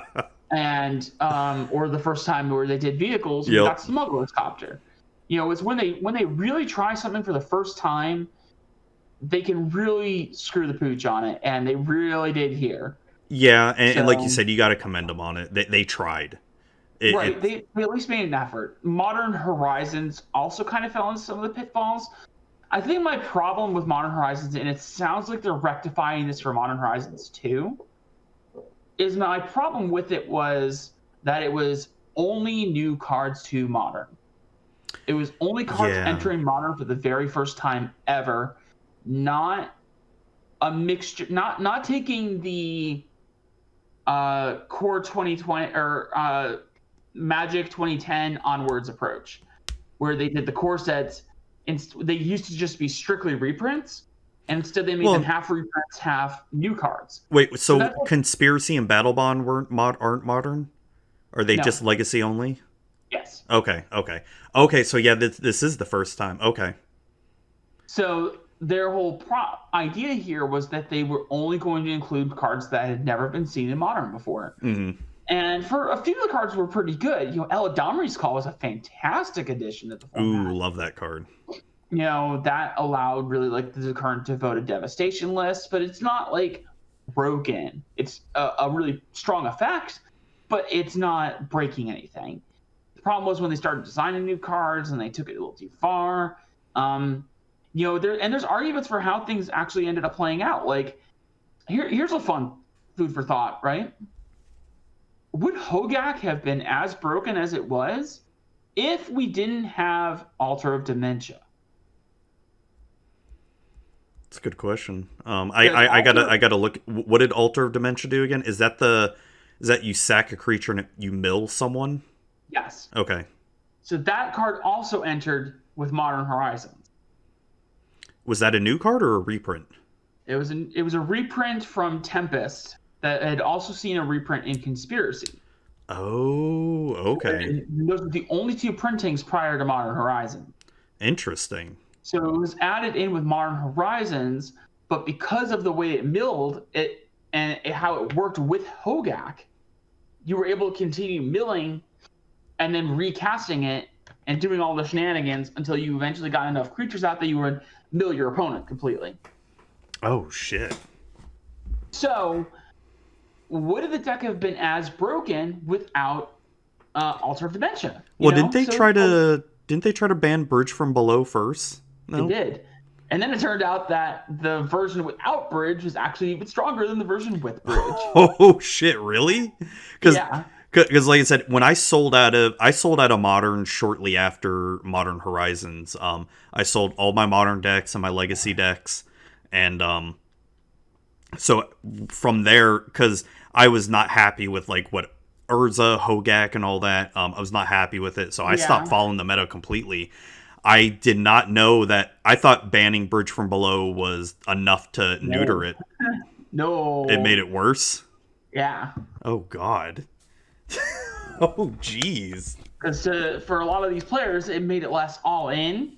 and more like a focused strategy. Oh shit! And yeah, it broke everything until they actually ended up banning Hogak completely. Yeah. And I guess they just, even though Bridge from Below probably could have come off, they probably also deemed the fact that it was still risky to unban it. Yeah. And so would it really be adding that much more to the format by unbanning it? And they probably just decided, not really. So they decided to keep it banned, at least for now. You know, it may just turn out to be eventually like a Wild Nikadal kind of situation, where Wild Nikadal was really strong in the really early days of Modern and kind of pushed out every other aggressive strategy. And then it really turned out to not be that great. Same with Bloodbraid Elf, too, because didn't that get unbanned, right? It did, but Bloodbraid Elf actually still sees a pretty healthy amount of play. Which is good, because Jund needs that. Yeah. Jund is still one of like the top decks in the format. But like I feel like Jund has gone from, you know, taking over the metagame like it did previously, and is more like in a healthy spot. Is Tarmogoyf even played a whole lot now? Is Tarmogoyf even considered a really good creature nowadays in Modern? Jund, according to Goldfish, Jund, in the last 14 days, Jund is the 9th most represented deck in the format. Okay. The top 9 or the top decks after that are Uro piles, where they just figured there's so many different ways that these Uro piles come into play that they figured it's easy just to lump them all into one thing and then just space them out. Based on whichever one. Let me look at it with you. So Uro piles, Azorius Control's still there, of course. Yeah. But it's Uro piles, then Eladomri's Toolbox, which is kind of like the it's kind of like a Scapeshifty kind of deck, but not really. Yeah. You know, it allows you to get your Primeval Titans or whatever you need to kind of, you know, better your deck situation. But, you know, it's a little bit of the Primeval Titan kind of deck. Wow. So when just looking at the price for that deck, only $600. I mean, that's cheap as hell for a Modern deck. Oh, absolutely. And then you've got Azorius Control after that. Humans following that. Amulet Titan, Blitz, which is like, is it Blitz? Heliod Company, which is like collected company with. Is it Blitz is a thing now? Oh, hell yes. Yep. Rakdos Death Shadow, and then Jund. And then it's Mono Green Tron after that. So it's Rakdos Death Shadow now. Okay. Yeah. Oh, it's not. Oh, my boy Grixis is probably like completely pushed out. Because they're using Scourge of the Skyclaves now with it as well. Oh, yeah, that's right. Oh, man, I gotta tell you, like, Grixis Delver was Modern Elves is my first Modern deck. But I loved Grixis Delver when it was a thing. Like, it was so much fun to me. I believe that. And I played more of the control variant of it. I loved Snapcaster Mage and all that. It was such a good... And that's interesting, too, because there's a lot of discussion, depending on where you're looking on the internet right now, that, like, even, like, Snapcaster Mage is kind of, like, power crept out of a lot of these formats. Which is... Oh, God, it's crazy to me. I mean, like, I see why and all that, but it's... Like, Snapcaster Mage used to be... Like, besides Tarmogoyf, used to be one of the best creatures. Yeah, and all that. It's wild. Like, I'm looking at the Azorius Control... Well, I guess it's more Jeskai now from this one I'm looking at. Cleansing Wildfire, I guess that makes sense because of all the freaking triomes and the fetch lands and shock lands and all that. Because with people trying to get greedy, not playing basics or not playing a lot of basics. God, I'm trying... Like, the actual list doesn't look that different except for, like, the lands, really. Right. Which is... And Cleansing Wildfire. Right? Yeah. So, like, I just haven't done it yet, but, like, I'm going to be picking up humans again, just because I love playing humans. Oh my god, Tarmogoyf is only, like, less than $40. Oh my god. I have not looked at Tarmogoyf prices in forever. Oh, yeah. Like, it's wild. I remember when he was over $200 a pop. Oh, I remember those days. You remember Goyfgate? Goyfgate? Oh, yeah. The one guy who drafted... Pascal Maynard. Drafted, yeah. The foil... Drafted it was a top 8 of a GP. And he... took the foil Tarmogoyf over burst lightning, which actually would have Yeah. been Better for yeah. I remember that. God, and people got so mad at him. And it's like, Yeah. I understood the dude's position. I mean, It was a $500 card at the time. yeah, you don't make a lot of money playing Magic, and you're right. That's $500 guaranteed at the time, right there. And you're already getting prize money anyway because you're on top of a GP. Yeah, exactly. It's like I did the same thing when I opened up a foil Scalding Tarn for the expedition when it was like worth over 300. I sold that shit right away. I'm like, yeah. Like, I don't want to keep on to that. Collect a bunch of high-end stuff or oddball stuff. Do you actually see what I acquired today? Did I see the picture of it? No, you posted something. Hold on, let me find it here. I got the cards right in front of me. Oh, yeah. I did see this. Is that a beta? It is. Beta Llanowar Elves. Okay. And this thing is clean. It does. I mean, from the picture, it looks... Get a really good look at this, but you just, you can't see anything on that. Dang. And the Nicol Bolas looks really good, too. The Bolas has some, edge wear on it. Yeah. But, I could show you the scan of the Llanowar Elf, and it looks insanely crispy. Yeah, I've got my Bolas is probably not in the greatest shape. The back there has some... Oh, yeah, I see it. On it. You see that? Yeah. But, so my whole thing was I actually bought a couple of the Secret Lair Ultimate Edition, the Fetchlands one. Mm-hmm. I have a lot of store credit to burn, folks. Oh, yeah. And I have a box right here, actually. And it's actually a pretty decent box and everything. Ooh. Yeah. So you open it up, and it's at an angle, so you sit it down, and the cards are angled. Mm-hmm. And it's 5 cards. So I wanted to get each of the Elder Dragons. Oh, that's cool. Yeah, that's cool. Display case. So I have a Palladium Wars as well, but I think the Palladium Wars is also really nice looking, so I actually might get that one graded. I'm going to try and get this Llanowar Elves graded. Oh, yeah, that'd be awesome. Dang. But, so I pick up a little oddball things. Basically, my only 2 real paper things I have right now. I have some Pauper decks and everything that I play with, my sibling. Mm-hmm. But, for the most part, my main 2 real things that I own, apart from, some sealed stuff, and a couple oddball, high-end ink cards like these, is I have my cube and my all-foil DDH deck. And that's pretty much about it. God, yeah, I've still got so much shit. I need to get off my ass and just work on getting rid of it. It's doing something, yeah. I mean, I've got, since the pandemic, I used to have less than 10 EDH decks before the pandemic. Now I'm getting close to 30 EDH decks now. So for me, I have 2 actual EDH decks. Yeah. And then I have all of the pre-cons. Oh, I don't even count those. I haven't upgraded those yet. If I counted the pre-cons, I'd have over 50 or something. Yeah, I have all of the pre-cons from 2020, 2018, and 2019. So I've collected every single pre-con except for the very, very first ones back in 2011. I was not playing Commander at the time. Bless you. Thank you. Yeah, I know. I actually played with those. I actually bought all of those decks, and so that's a good little transition point. What are your thoughts on made for Commander products? Obviously, we got Commander Legends coming out very soon after this.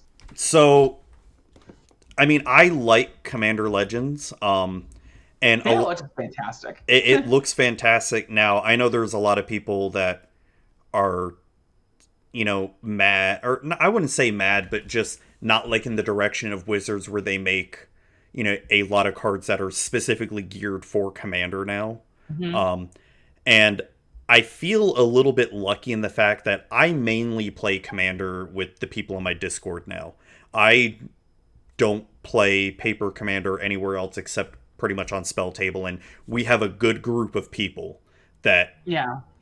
we have our degenerate decks, right? I think everybody has their sort of degenerate decks, but Right. we Who also doesn't? have our fun casual decks, and we're okay with playing those, and Right. you know, Like, and it's even like my thing. My main deck is Shroom, the Hegemon, mhm. and everybody looks at that and just goes, "You're gonna combo me, aren't you?" And like, don't get me wrong, I win by combo, but I play it in such a way that I'm not killing you on like turn 2. Yeah. We're having a nice long game, and I might combo kill at the end, but we've had a nice hour 2 hour long game where we actually get to have fun. People get to do their own thing, and everybody has a Exactly. good time.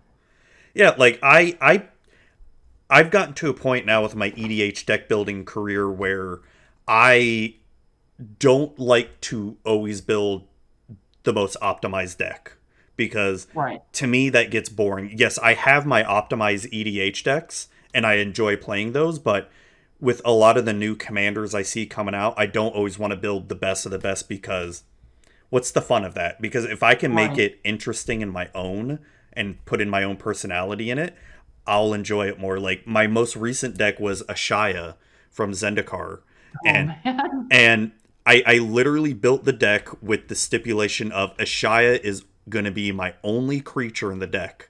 I have and I have 45 lands in it, but I have a lot of ways to animate my lands. So I do like a lot of heavy ramp, and then I just make all my lands creatures and try to swing and win. But I go with that stipulation where, if people kill me early or they start do a board wipe and destroy all my lands, I'm kind of fucked. Right.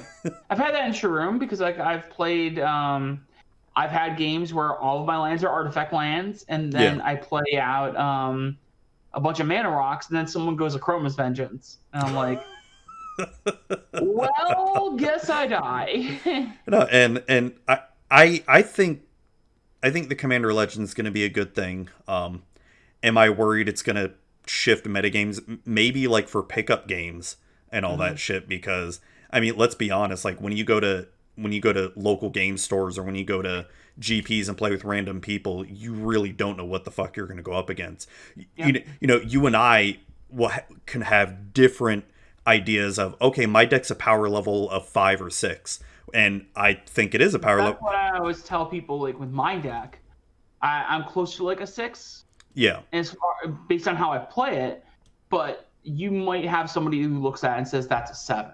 Yeah, exactly. Like you and I may think it's a power level 5, 6, but someone could be like, oh no, that's like a power level 9, and you're like, what? No. Right. Like I'm sitting here like I play Urza in my deck. Yeah. Like in an artifact deck. And so people, and it wins with like it has the time sieve Thopter assembly combo with infinite turns. So like there are things that you can do that are like hectic and crazy and powerful, but again, it's the way I play it that makes it a more enjoyable experience. Like yes, I have like 4 tutors in my deck. Yes, I have ways to go through and find what I need, but like the ultimate puzzle combo that I'm trying to assemble is like a 7-card thing. Yeah, if it takes 7 cards for your combo, you're fine. Like, right. If it literally, like, if you have a combo that's like 4 or 5 pieces, anything more than 4 or 5 cards, and you manage to win with that, that's everybody else's fault. Right. So basically, like, the ideal way for me to win is to create infinite mana with 3 cards. A Phaedo Alchemist, which is tap. It's a creature that's tap, untap, target artifact or creature, and you play it with Colony Gem. Yeah. Which taps for 2 mana of any color, and Pemenzora. And Pemenzora gives your creature all of the abilities of Morphling. So what you do is you put the Pemenzora onto the Phaedo Alchemist, right? You tap the Phaedo Alchemist to untap the Colony Gem, and then you tap the Colony Gem for 2 blue mana. You use 1 blue mana to untap the Phaedo Alchemist because of the Pemenzora. And now I've got 1 extra blue mana. Do it again and again and again and again. And now I have infinite blue mana. So now that we have an actual infinite blue mana, let's make infinite of every other color. So you have infinite mana. And then you do that, but then you have Demonic Tutor in your graveyard, right? You play Archaeomancer. Get back the Demonic Tutor. And then you go Demonic Tutor for Rite of Replication. Oh, God. And you Rite of Replication kick the Archaeomancer over and over and over and over again until you have infinite tokens. Oh, because God, yeah. When you copy it, it's all ETB effects. The Rite of Replication is in your graveyard by the time you choose targets for the ETBs. So you just keep looping it, and also you can Demonic Tutor for whatever you need, and then you get a Chroma's Memorial because you're an Esper, so you have to have this particular card basically, and that's your way that you give all of your creatures haste. Yeah, like I said, if that to me sounds like if I can't stop you from doing that, then right. Because even then, it's like the other ways are like, okay, yeah, I time sieved and I did the time sieve combo, but then I still have to find the combo and show you how the combo works. And because like I could take infinite turns, but then I have to I got to find my Tezzeret and activate Tezzeret enough times to kill all of my opponents. That kind of thing. Yeah, so, It's that is one thing that's frustrating with EDH, where there's certain commanders that just automatically people hate on. Like I love playing Narset for commander, but I play Narset as Monk Tribal though. I don't do know infinite turn bullshit. But every single time I pull it out, people are pissed off. I'm like, trust me, it's not that great. Do you know Ian Dixon? Yeah. He plays Animorphs, which is Animar with Morph effect. Oh, I love playing Animar Morph. But all the Morph creatures aren't really that great. So it's not like you're you're steamrolling it. It's not like you're snowballing it into something like Eldrazi and shit, and Eldrazi infinite mana, Palancron, and all that. You're just doing silly Morph stuff. Yeah, I built that on Magic Online. It was a fun deck. But it's fun, it's fair, and but like you said, it gets hated out so badly. Right. I mean, what's even the best morph creature? It's the one that I can think of off the top of my head is the counterspell one. You flip it and counterspell. I can't think of her name. Stratus Dancer, I think, or I mean, no. Well, there's Stratus Dancer, but there's a couple other ones. There's one in Legions that does it as well. Okay. Can't remember what it's called. Yeah, I can't remember any of the old ones. I mean, it's always Willbender, Oh yeah. I forgot about that one. I forgot about that one. And Sagu Mauler. Oh man. Yeah, Sagu Mauler's a good one. But that's the thing. They're all just they're good. They're fine creatures. They're not anything that you're scared about. Yeah, that's one thing I try to do with my commander decks is I try to make them fun. I'm past the point of just making them all good. Mm-hmm. And I think that's because what I did with my thing, Urza seems scary to everyone. Mm-hmm. But the reality of it is, you know what I switched out for it? What? I was playing Grand Architect before, and Grand Architect kind of does the same thing. Yeah. Urza just does it a little bit better. Yeah. And then Urza ends up having a way that it can really just give me an engine if I do have infinite mana and need another way to win. Which again, then I still have to go and hunt for my actual pieces to win the game. So it's just that can still be answered. You can still get defeated. So it's not perfect, and it's really strong and it's powerful and can get out of hand. But I think people look at those things and just hate them out when they don't look at why are they being played like this? What is being played in here? But there is a bit of that where it is kind of people are talking about hey, these things are auto includes now. Your Wizards is designing cards that are now, whereas before when we would first like pick up EDH, you know, before like the pre-cons and everything, it was go into your binder and pick out whatever kind of thing you have that that kind of works together with this legendary creature. Let's build a deck around this and play with each other, you know, have a good time. But now it's like they're kind of like giving you automatically the cards that like you automatically include, and you're not just, it's not a puzzle that you're trying to solve anymore. It's just they just kind of give you the pieces. Well, I mean, if you want to, I feel like, yes, if you want to optimize every deck that you want to build. And I feel like that really depends on your play group too. I definitely agree with that. But like, you know, and it's also weird though, because like, I don't know. I really liked the 2011 decks. And I thought they did a fantastic job at like bringing some fresh cards that weren't broken, but played really well with each other.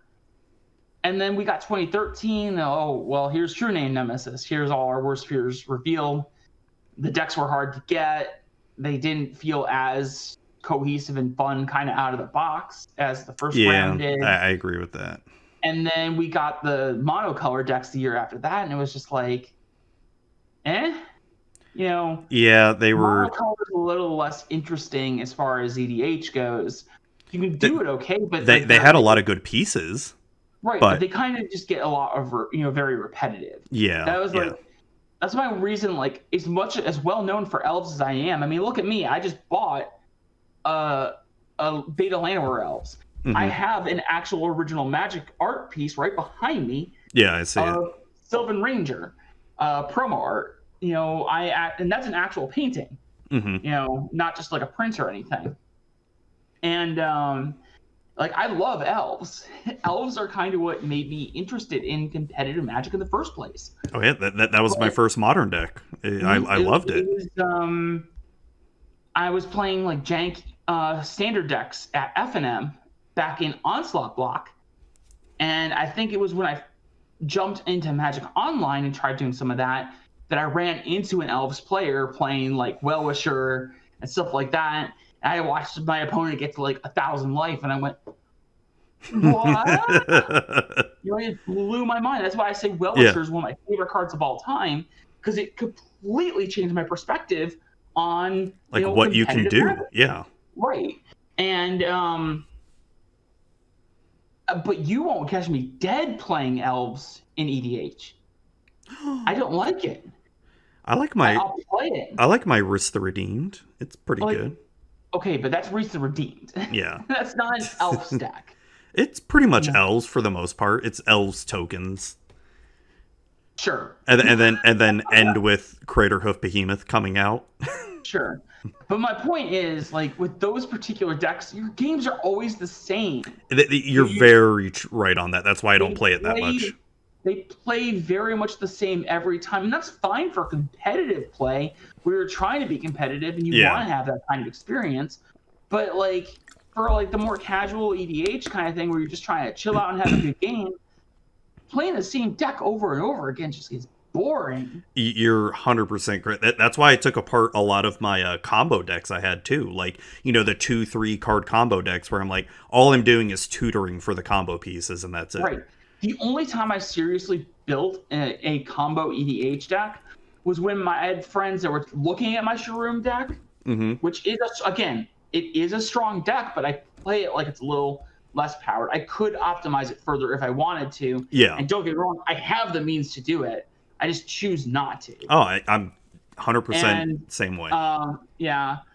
And my friends were like, your stuff is a little too strong. You're still very combo. Like, you're a combo deck, and that's what we don't like. And I was like, if you guys really want to see what a real combo deck looks like, I will show you what a real combo deck looks like. And I built a deck that was like every infinite combo you could find. So it had Kiki Jiki Splinter Twin, Infinite Mana Capsize lock. It was a Garza Zol deck, so there was like a way you could do something with Garza Zol. I forget what it was. But like, it was just dumb. And it got to the point where we had like a 6 or 7 player game, and because this is when I was in college. Yeah. And I ended up like saying, are you guys like, do you really want to do this? Like, I can show you what a real combo deck looks like. And they were like, sure. And I like turn 4 infinite capsized everybody. God. Like packing it in, you know?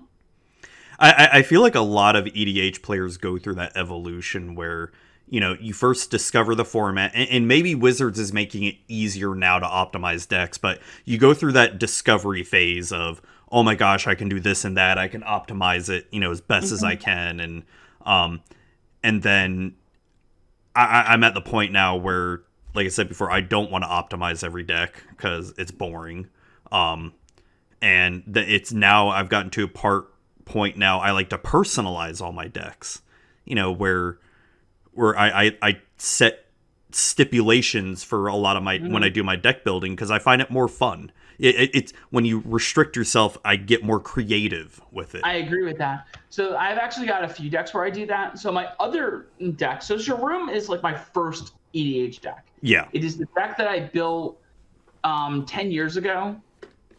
And I, you know, sold it off, but I had the list still, so I bought it and recreated it.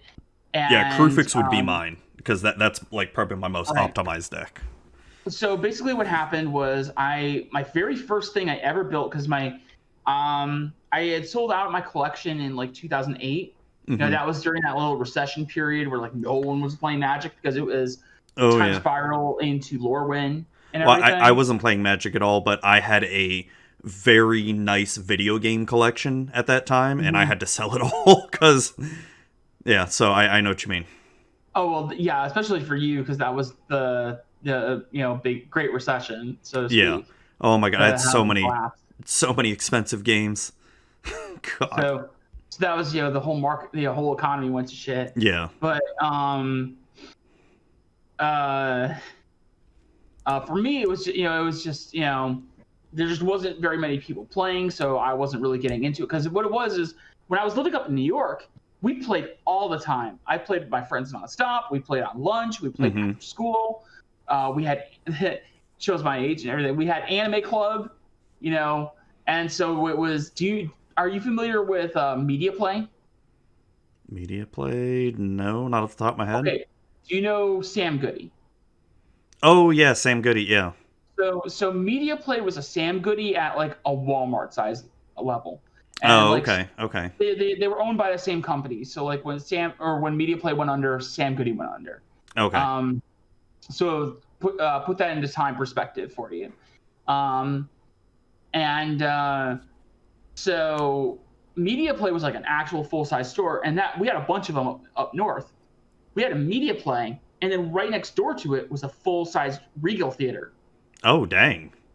So we would go to the Media Play for Anime Club, but right next door was a Regal that had a DDR machine in it. Oh, damn. Hell yes. So we would bounce around between these things, and we had a really good time with it, and it was so much fun. But we would play Magic at there. You know, we got tired with Anime Club, we got tired with DDR, then we would go and just sit down somewhere in the Media Play and play Magic. Or we would go across the street to one of the restaurants and play Magic. I did drafts at Mighty Taco, for those of you who might know what that is. Just the local, well-renowned, taco place that everybody likes to go. I don't do tacos myself, but, hey, I follow along and get some churros and sit down and just play some Magic with some friends. And we drafted Kamigawa and everything, So I would play nonstop up there with my friends. But as soon as I moved down here, no one in high school was playing Magic at the time for me. And then... where did you first move down to? It was at Tampa? 2005. Okay. So, I had a store, but the nearest shop was 40 minutes away. What shop was that at the time? Rob's Trade Caravan. Don't even sound familiar. They closed a few years after. So they closed in 2008, 2009. So... I think there were some health issues or something with one of them, and just some personal issues kind of took hold of everything. And but it was too far for my family to drive me out there on a regular basis. Yeah. Nobody was playing with me. So it didn't feel like it was very fun to play. This was also like right when I was getting a job. I wasn't making any money. So like I couldn't play on Magic Online or anything like that. I don't even think I had, a debit card or a credit card right away either. It's just giving my money and throwing it into a checking or a savings account. And so it was just like, why am I playing this? So I sold my whole collection. Like I had nothing. I had some really good stuff in there that I wish I had kept. Like I had an Alpha Black Vice that was near mint. Ooh, damn. It was crispy. And you know how much I bought that for? How much? $8. How much is it worth now? It's been a few months since I looked, so it's probably higher. But the last time I looked, it was $500. Jesus fuck. I don't even want to talk about the time where I bought a Mox Diamond for $0.25. You guys see the price on that card lately? Well, which Mox Diamond? Which printing? Stronghold. Oh God. Have you seen the price on that card lately? No. Probably sad. It's been like $500, $600. Jesus fuck. I know it's it's like I'm so tempted to, like, I've got a playset of Gaia's Cradles from when I played Legacy Elves, and those were the only cards I did not want to sell out of the deck because they're also very useful in EDH. Have you seen the prices on those? Last I saw, they were like $600 a pop. Oh, they're higher than that. Oh my God. So you want to know how much I bought them for? Because this is a couple years ago. I bought them for $150 a pop. Jesus. That was a fucking that price. deal too. And now, like, how much are they now? Probably like something stupid. TCG market price is $652. Jesus fuck. So I can make like an easy, like, almost $3,000, like $2,500 or so. Yeah. But it's one of those things where, I mean, I'm in a position now in my life where the money would be really nice, but it's not like a life or death thing that I need it. You know what I mean? Like if it got to a point where I'm just like, oh shit, I need the money. Yeah, sell it instantly. And that's why I like to keep my cards around too. Like, don't get me wrong, like me personally, like in my life, I actually have some debt, and that was one of the reasons I sold my cards back then. Yeah, was I just need to get some money. And I wasn't playing with the cards, so it was like, fine, sure. And I sold out, but then like right now it's like, well, I'm sitting on a cube that's worth like $4,000, and an EDH deck that's worth like $2,000 or $3,000. Let's say something bad happens to my car, I can sell those off and just get what I need. You know, it's kind of like I have fun. It's something I can have fun with, but it's also kind of like an emergency fund if I really need it. Yeah, exactly. Like part of the reason why I sold out of Modern Legacy last year was because it was sort of an emergency fund. I had to get 2 trees chopped down, or else they were going to fall on my house. Right. And then I had to pay for my kid's surgery because, hey, I've got health insurance. That should help cover it, right? Nope. Still had to pay like $2-3 out of pocket. Like, what the fuck? I know how that feels. So, it's like, what the fuck's the point of health insurance? Right. So, but basically what happened, right? So I had sold out all of my cards, and then I got into college and found a whole bunch of people playing in my school lounge. And so I had just bought, even before I actually ran into them, I had purchased Dual Decks Elspeth versus Tezzeret. Oh, I remember that one, This seems like a cool pickup. I'll play with my siblings, and we'll just kind of have a good time, Mm-hmm.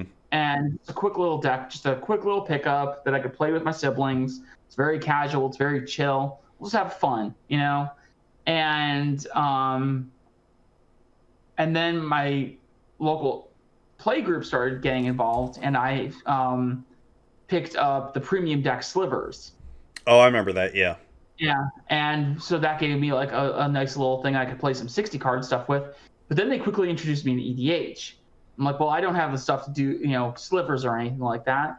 So, and I know how contentious slivers are in the first place anyway. So it's like, I don't really want to do. Yeah. But because I used to play them when I was younger, so I'm familiar with like the attitude that they bring to the table. Yeah. And so I had bought a bunch of rare repacks to try and kind of like just get some rares to just have some things to do. And the only real legendary that was actually like good, because I got a couple legendaries, but like Skyfire Kieran, nothing very good. But I got Sekuar, the Death Speaker, the Jund guy from Cold Snap. That like whenever a creature you control dies, you make like a 3/1 zombie. Okay. Or something. And it was like, it's fine, but I didn't really have the stuff to really make it work, as a general. Because I was coming back in just like right around that time between Rise of the Eldrazi and Scars of Mirrodin. Okay. So like shards had already been gone for a little bit, so like I couldn't really get the stuff to make Devour work. Yeah. And then I opened, so like I had a deck, but it was kind of just like, this just happens to be my legendary just so I can have a legendary to play with. So like it was my first EDH deck, but I didn't count it as my first EDH deck. It was a pile of cards essentially. Exactly. And then Scars have come out. I picked up a few packs, got a few things. I thought it was really cool because I loved Mirrodin from back in the day. I played Affinity and Standard back then.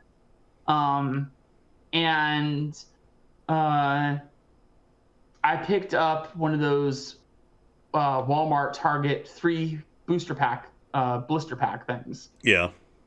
And in it, there was a Shards of Alara pack. Ooh. And I opened a Sharoom the Hegemon. And I went, and the gears started turning. I'm like, wait a minute. I just bought Elspeth versus Tezzeret, where the cards in there weren't in these colors. And their artifacts. And oh wait, Scars of Mirrodin is a thing right now. And so it just kind of like it's been a deck that I have had since the beginning of me getting into EDH, and it's just slowly evolved over the years. So like it has grown to be like an evolution of just me and how I play the game. That's awesome. So that's the one I always keep. But like when we were talking about the creativity behind decks and everything, my one other real paper deck is Mathis, the Fiend Hunter. But he's okay. But it was based on a thing with Erin Campbell where she would call me a luck vampire. And it was just a little joke, Yeah. And what she would say was that I would come into people's streams, suck out their luck, their records would go into the shitter, and then I would go and spike a tournament. Hey, you gotta do what you gotta do. Right? So I made a Mathis deck that's luck vampire. Because he is a vampire. Yeah, I'm looking at him right now. And the theme around the deck is coin flips. That's gotta be fun. And it is a great time. Because then you also play, because I was looking for things to fill it out and found the curses. Like curses are like for some reason played a lot with Mathis, and it's like, wait, how? Well, this is actually like really good in here, and it plays off of each other very well because a lot of your coin flip cards are enchantments, so they work really well with curses because you're doing like enchantment sort of things, and it was just really interesting and really fun. So like you said, finding ways to get creative with these things, that's just the fun way to do it. And there's just been a lot of concerns that, maybe WotC is pushing in a new direction where it's just, it kind of builds itself. I can see that, and it definitely can feel that way. And that's going to be a trap that I think people coming into the format are going to fall into. And I mean, hell, look at all the Cascade cards that have been coming out, and freaking. Oh, dog! I heard you like Cascade, so we put Cascade in your Cascade so you can Cascade while you're cascading. Oh my gosh, yeah, that Apex Predator or whatever that has Cascade 4 times, like. Right, but then you can.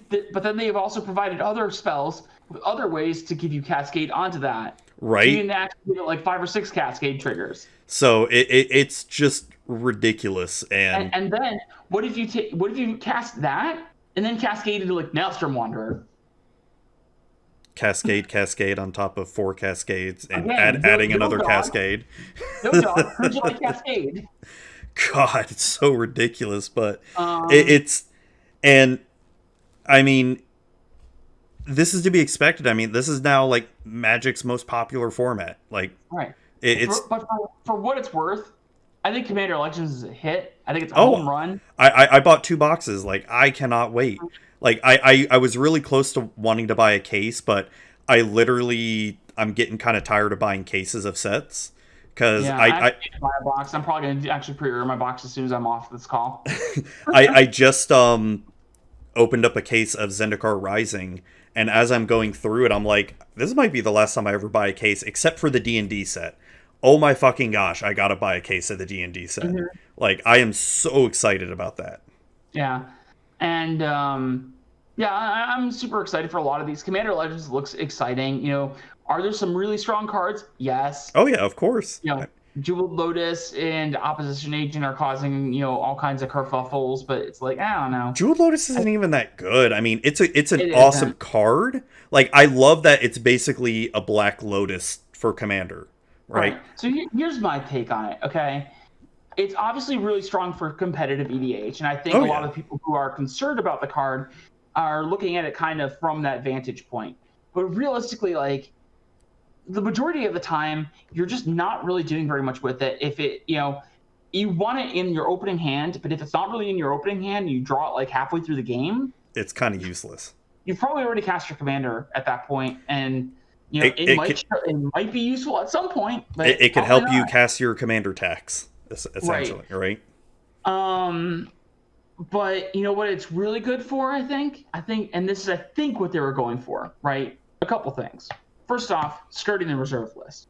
Everybody hates the reserve list. WotC hates the reserve list, but they, you know, are struggling to get rid of it. I think they want to get rid of it, and they're trying to get rid of it, but it's hard because of, you know, potential legal reasons and all kinds of other nonsense. Which, you know, I'm not going to sit here and just spout out about that stuff because it's been, you know, said and resaid over and over and over again until the end of time. Yeah. And I'm not here to, you know, repeat that, you know, ad nauseum. But like, the other thing is too, you know, it gives, like, let's say, because a lot of players do just play EDH. Like you and me, we know what we're looking for. Mm-hmm. We buy our singles because we know what we want to build, and we want to build things creatively and have a good time with it. But like, you take my brother, who just got back into this, and he's been building EDH cards, EDH decks for like the past 4 or 5 months now, right? He just now is hitting me up to be like, hey, I want to get some singles. How would I do this? But otherwise, you know what he's doing? He's going and buying booster packs. He's having a good time. And what's going to happen is your average player is going to go to Walmart or Target, not even to a local game store because they don't even know local game stores exist. And they're going to go and buy a couple Commander Legends boosters, and one of them is going to open Jeweled Lotus and be like, holy crap, did I just open this? Yeah. And it's going to be a huge thing for them. And then on top of that, then they're going to play it, and it's going to lead to some really cool, splashy moments in their gameplay. Because they're not playing with a finely tuned deck. They're just playing it where it's a cool little card. You know, when I first started playing, my first thing was I just had a 150 card deck, which is every cool, good card thrown into a pile, and shuffled it up and played. And that's what people are going to do with this. And it's just going to lead to really cool, splashy moments, rather than just being obnoxious and everybody hates it. You know, will it cause some groan-inducing moments? Absolutely. Same with Opposition Agent. Yeah. But I think people are just overrating these cards. And like, you're going to get somebody got with Opposition Agent once, and they're going to stop. You know, the other thing I had a problem with Opposition Agent, everybody was complaining about it because they're like, well, it's going to lead to griefing moments. You know, people are going to grief with that card. And what that means, you know, and then the example I saw was like somebody cracks an Evolving Wilds, and the person goes, haha, here's my Opposition Agent. Of course that could happen. I mean, and it's like, okay, but you know what that really feels like to me personally? That feels more like a player problem than a card problem. Yeah, You don't exactly. have to do it like that. It's just somebody wants to do it like that and be that person. Be the You know? asshole. Yeah. I mean, it's no different when someone even mind censors you cracking and evolving wilds, right? Right. I know So, it's like the same thing, and then people are like, well, what if I play a million tutors? What about, okay, well, then what's called, it's called evening playing field. yeah, exactly. Like if you're tutoring for all your best stuff, hey, opposition agent is very fair.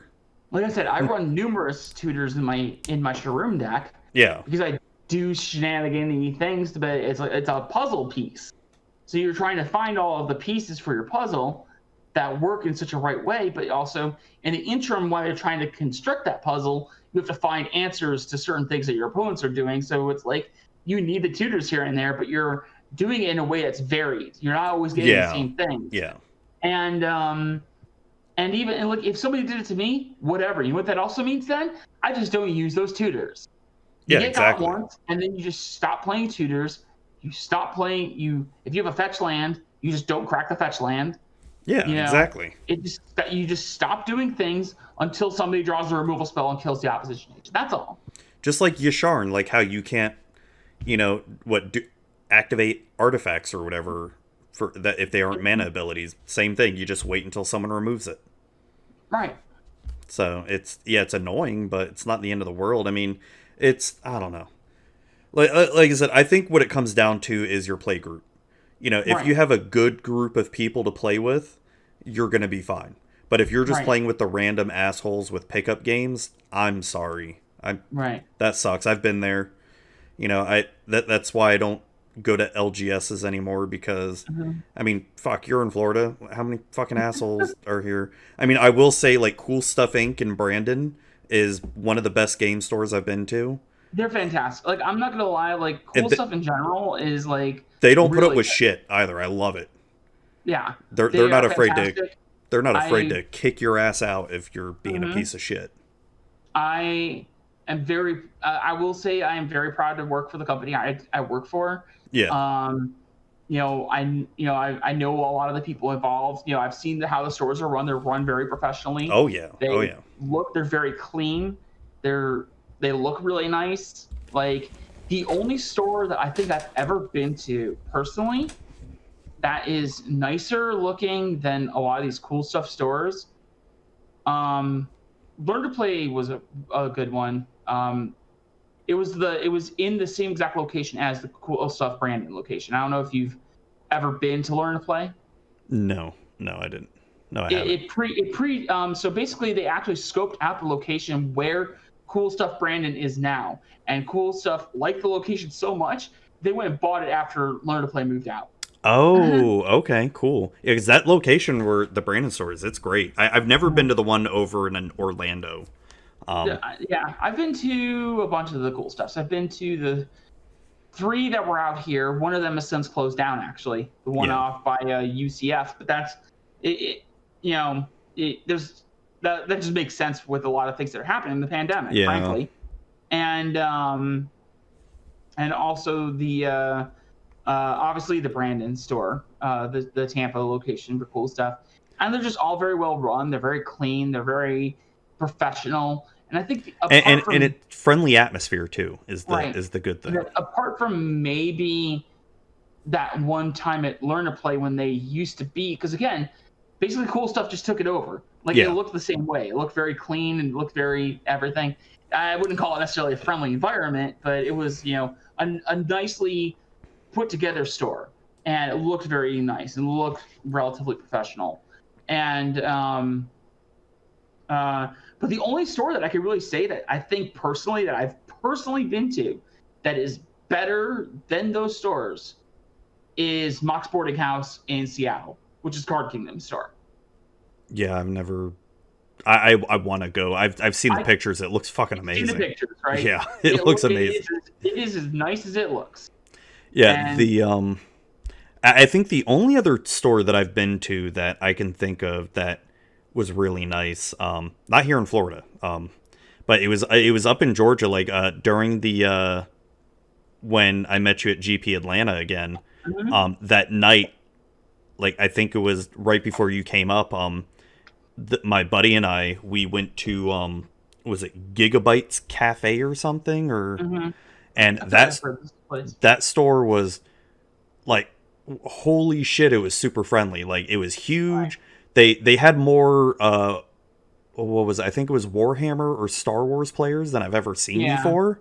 Have you been to Armada games, the Tampa one? I haven't been there in like years, but it wasn't. But it's kind of that same thing. Like you'll sit there and play a Magic tournament. It wasn't that great. And they have, I'm saying it wasn't that great. I did not enjoy my experience there. Yeah, I've had mixed experiences there. I've had some experiences that are really good and some that are really medium. But my point there was it's kind of that same thing where like you sit down, you've got your Magic tournament, but then right next to you, people are playing Warhammer or something like that on minis and everything. Yeah, but holy shit, like that Gigabytes Cafe was like one of the people there were some of the nicest people I've ever met, and that was great. But man, here in Florida, it's I live right north of Tampa. We've had some stinker of LGSs here. You probably know. You've probably been to some of the same ones I've been to. It's like well, obviously we just talked about Armada. Some of the shitty ones. It's like, God, what Shortstops? Have you ever been there? I haven't actually been there, but I've heard things. I mean, the store itself is nice, but it's just the group. That's kind of what I've heard. Yeah. We had that one store. God, I can't even remember what it was called. But there was that one store at the beginning of the pandemic that was like fully letting people in and doing everything, and then like the owner got arrested and was claiming. Claiming this is against my rights and everything. And God, what store? That wasn't Shortstops, was it? What I'm talking about. Yeah, I know what store you're talking about. Fuck, I forgot the name of it. No, because Shortstops is nice looking, but just the last time I was there was during Battle Bond, and they had some really shitty people there. And I'm not gonna kind of just honestly, I'll be real. That's just Florida players in general. Like I don't know what it is, but the Florida Magic scene is like a bunch of tryhards, and it's a bunch of people who are like wannabe pros. They think they're kind of professional, and they're not. They're like, are you familiar with the Levine Trench? Yeah. So it's like professionalism and like how well decent you are, correlated against like how good you are at the game. Yeah. And there's like good, noob, getting up there, F&M player, and then it's like sinks right down to the bottom. That's like it's like the majority of Florida players right there. Yeah, and then like once you actually hit like the actual tier of professional, like you're like actually decent. Oh no, it's so true with friggin' Florida players, and I'll tell you some stuff after the show here, but it's just, and I don't want to make this seem like every single Florida Magic player is terrible, because I've met some really good friends and all that stuff. It's just there's a lot of great people out here. Oh yeah, it's just the majority. Man, it's and even some of the people who have stories like because I've got some horror stories. Right, like Stephen Mann is a player that I know there's a lot of people out there who like don't have good things to say about him, but a lot of my personal experiences playing against him have been very professional, very nuanced. We thank each other after the games. We have some very interesting matches as we're playing. We're very respectable to one another. It's not just a lot of shit talking, trash talking with each other. Yeah. It was very respectable.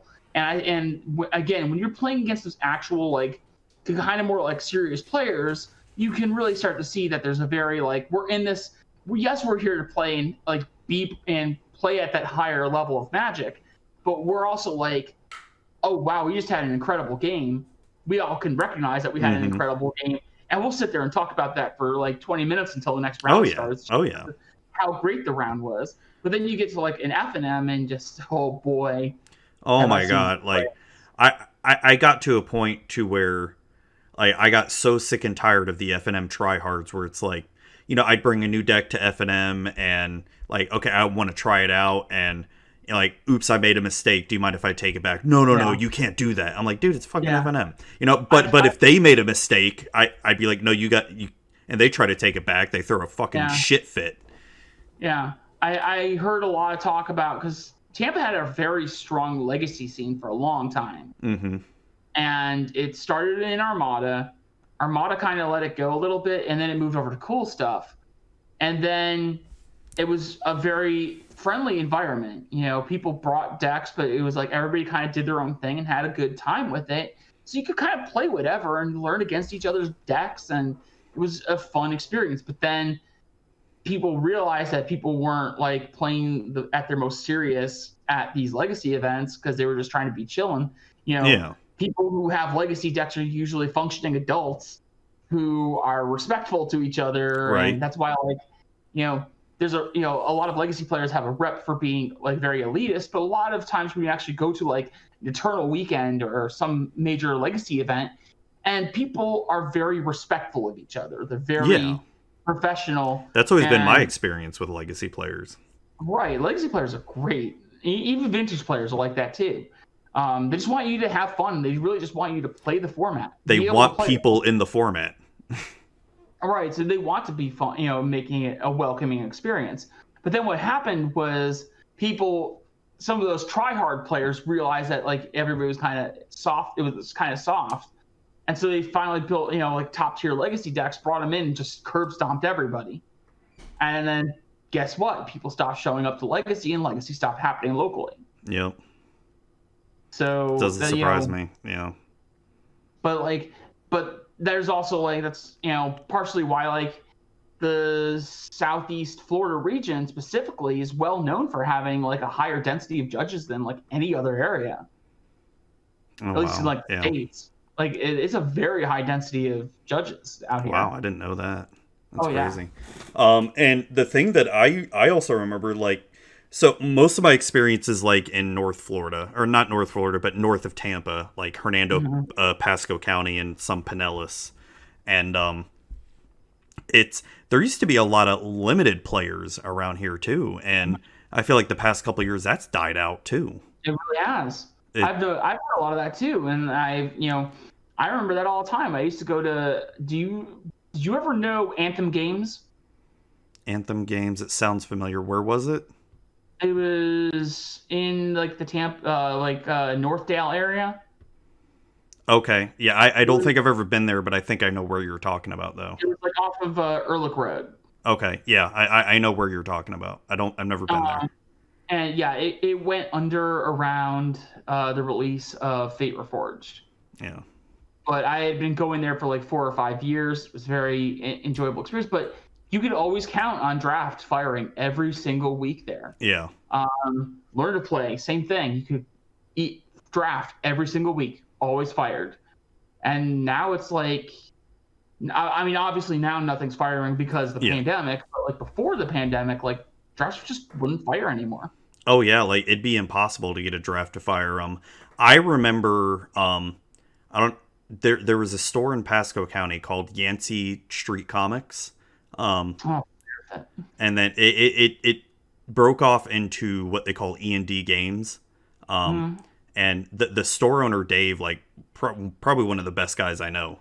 And he, when I first started going there, like during Return to Ravnica, to actually finally play F&M Magic, they used to have more draft players show up at F&M than standard players. Which, what does that tell you about the limited scene, right? It's, and then after, what was it? Just like what you said, like after a while, just started dying out. Like, I don't know what happened. I know, like, Battle for Zendikar really killed off a lot of players, like casual players, because of the price tags of just decks were just insane. But, oh man, I don't know. It's been crazy. We're almost at 2.5 hours here. Holy shit. Wow. Oh my god, I can't believe that. I feel like I haven't even like talked to you about everything yet. I know, right? But I do unfortunately have to end this. Holy shit, 11:30. Yeah. Yeah, right. It's wild. Yeah. But at least that means we're having a good discussion, you know? Oh my gosh, yeah, we're gonna have to do this again. Like I said, if this was a weekend or something, I'd say fuck it, let's keep going. But we're rolling. Let's just go. But I think this is a good got part. Better to keep a good way to keep our minds off of it. Yeah. I mean, shit. Hopefully, by the time this episode releases, we know more about what the fuck's going on with the whole election and shit. I don't know. Mm-hmm. So I guess to end with, where can people find you if they want to reach out? Find me on Twitter at TheMaverickGirl, and that is normally you can find me everywhere else as TheMaverickGirl. So if you Google me or if you look me up on YouTube and search TheMaverickGirl, you'll find me. But for some reason, somebody had taken that handle on Twitter, so I have to make do with what I got. You can also follow me on Twitch at twitch.tv/TheMaverickGirl. I am currently taking a hiatus from a lot of video content, but with a lot of what's going on, I'm probably going to be playing some non-Magic games on stream soon, just as a way to kind of chill out and decompress with the anxiety of 2020 happening on. Yeah. So just a good way to chill out.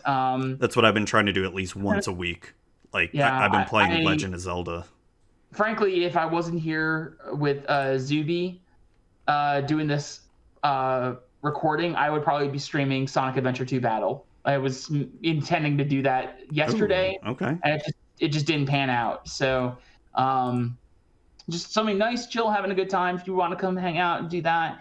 Eventually, I'll start doing Magic content again, but I am just not currently in the mental health state to really go hard at it as I want to do when I'm producing the content. You can also find my articles every Wednesday with occasionally a few other times. By the time this may have gone out, I may have actually done a couple of weeks. I may have done a few weeks where I have multiple articles in a week. Commander Legends has me thinking about a lot of things, so I want to actually talk about a lot of different things. Yeah, I'm looking at your articles right now. The Advanced Jumpstart or the Jumpstart Cube. I never even thought of that. I'm gonna run with that. Make my own sort of arena Jumpstart Cube. That's gonna be fucking awesome. So every Wednesday I have stuff up on Coolstuffinc.com. Today I have today it is November 4th is when we're recording this. But I have up the Advanced Jumpstart, the Cult of Rakdos, which again covers the Jumpstart stuff I've been talking about. But the last 4 weeks I did Is It League, House Demir, the Orzhov Syndicate, and the Azoria Senate. And I talk about other things too, like I mentioned. So my other 5 articles prior to that were the following: the problem with the Walking Dead Secret Lair, which we didn't talk about at all here. Yeah, that's right. I'm so over it. Introducing Advanced Jumpstart and Jumpstart Cube, which is kind of like the introduction to the Advanced Jumpstart ideas that I presented in these newer articles. The Zendikar Rising Pauper review, so I talk a lot about Pauper when it's relevant. 5 blocks that deserve the remastered treatment, because this was right after they announced Time Spiral Remastered. And then flinging a Togs with Pauper Affinity. So a little Pauper deck tech. Love that, yeah.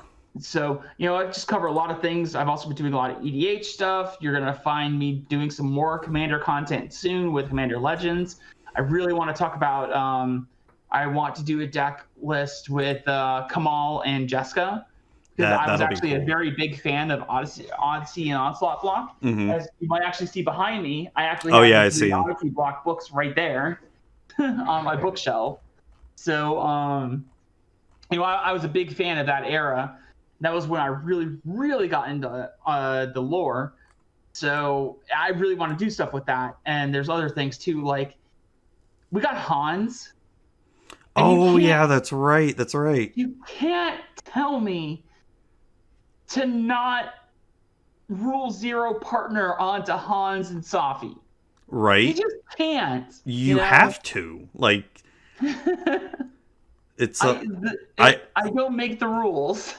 I love that they finally gave Hans a card. So you mean Saffron Olive, a card? Well, I was thinking more Chris Van Meter. It looks closer to that. Yeah. A bit of both. Shout out to Chris, by the way. Just had a baby. Yeah, I know. I saw that. Congrats on that. It's absolutely adorable. So yeah. So definitely check that out. I will ask, just as a little side jab, your Walking Dead article doesn't mention creating your own format and then creating your own Discord for that format. Oh my god! I think my article went out before the whole Captain debacle. God. Anyway, so awesome. Well, thank you again. Thank God, you. I completely forgot about Walking Dead until you brought it up. So, It was kind of in the back of my mind. I thought about like, are we gonna hit this? Are we gonna touch this? No. Okay. Like I said, I completely. I'll be honest. I completely forgot about it. Like, that's what I said. And I'll just take us off in another brief little discussion thing here, real quick. That's what I said about Jewel Lotus. Everybody was losing their mind about Jewel Lotus and Opposition Agent. Opposition Agent was the other one, and everybody's like losing their mind about how busted Opposition Agent was and how it's gonna ruin everything. And I'm like, didn't we just have this discussion like 3 weeks ago with Walking Dead? Yeah, we literally just had this discussion. How that was going to ruin Magic completely, and I don't think Magic's ruined. I'm still playing it. I'm still having fun with it. Yeah, of course. I actually ran into Walking Dead cards in Legacy. I was like, it was weird, but I played it and we still had a good time. Yeah, how about all that energy that people spend on getting mad at Magic, where they actually spend it on something relevant, like, hey, let's try to fix the foundations of our country and get rid of racism, bigotry, and all that other shit. Yes. Let's put some energy into that. Nope, we're not going to. We're going to complain that WotC wants to make money, as a normal company should. Right. Okay. And because that was my whole thing. I had a knee-jerk reaction though, like, wow, I hate this. And then I kind of just left it at that. But then I wrote this article because what was happening was like, what everybody had their own reason for being mad, and so what you had a lot of people looking at it from the inside or from the outside in, and like, they were like, I can't make heads or tails of what's going on. So I was like, I'll just write an article actually explaining it for someone who doesn't know what's going on and why this is a big deal. Yeah. So like it kind of like covered all the bases, sort of. No, I'll definitely read it. Like I read so many Secret Layer takes on it, saw so many videos, and the two people. I tried to be pretty level-headed with it. I was definitely pretty heated. Like the two videos I definitely trashed were Professor's and Mitch's videos on it. Mm-hmm. I just felt like their immediate takes weren't that great, especially Mitch's take. It's just like Mitch's was rough.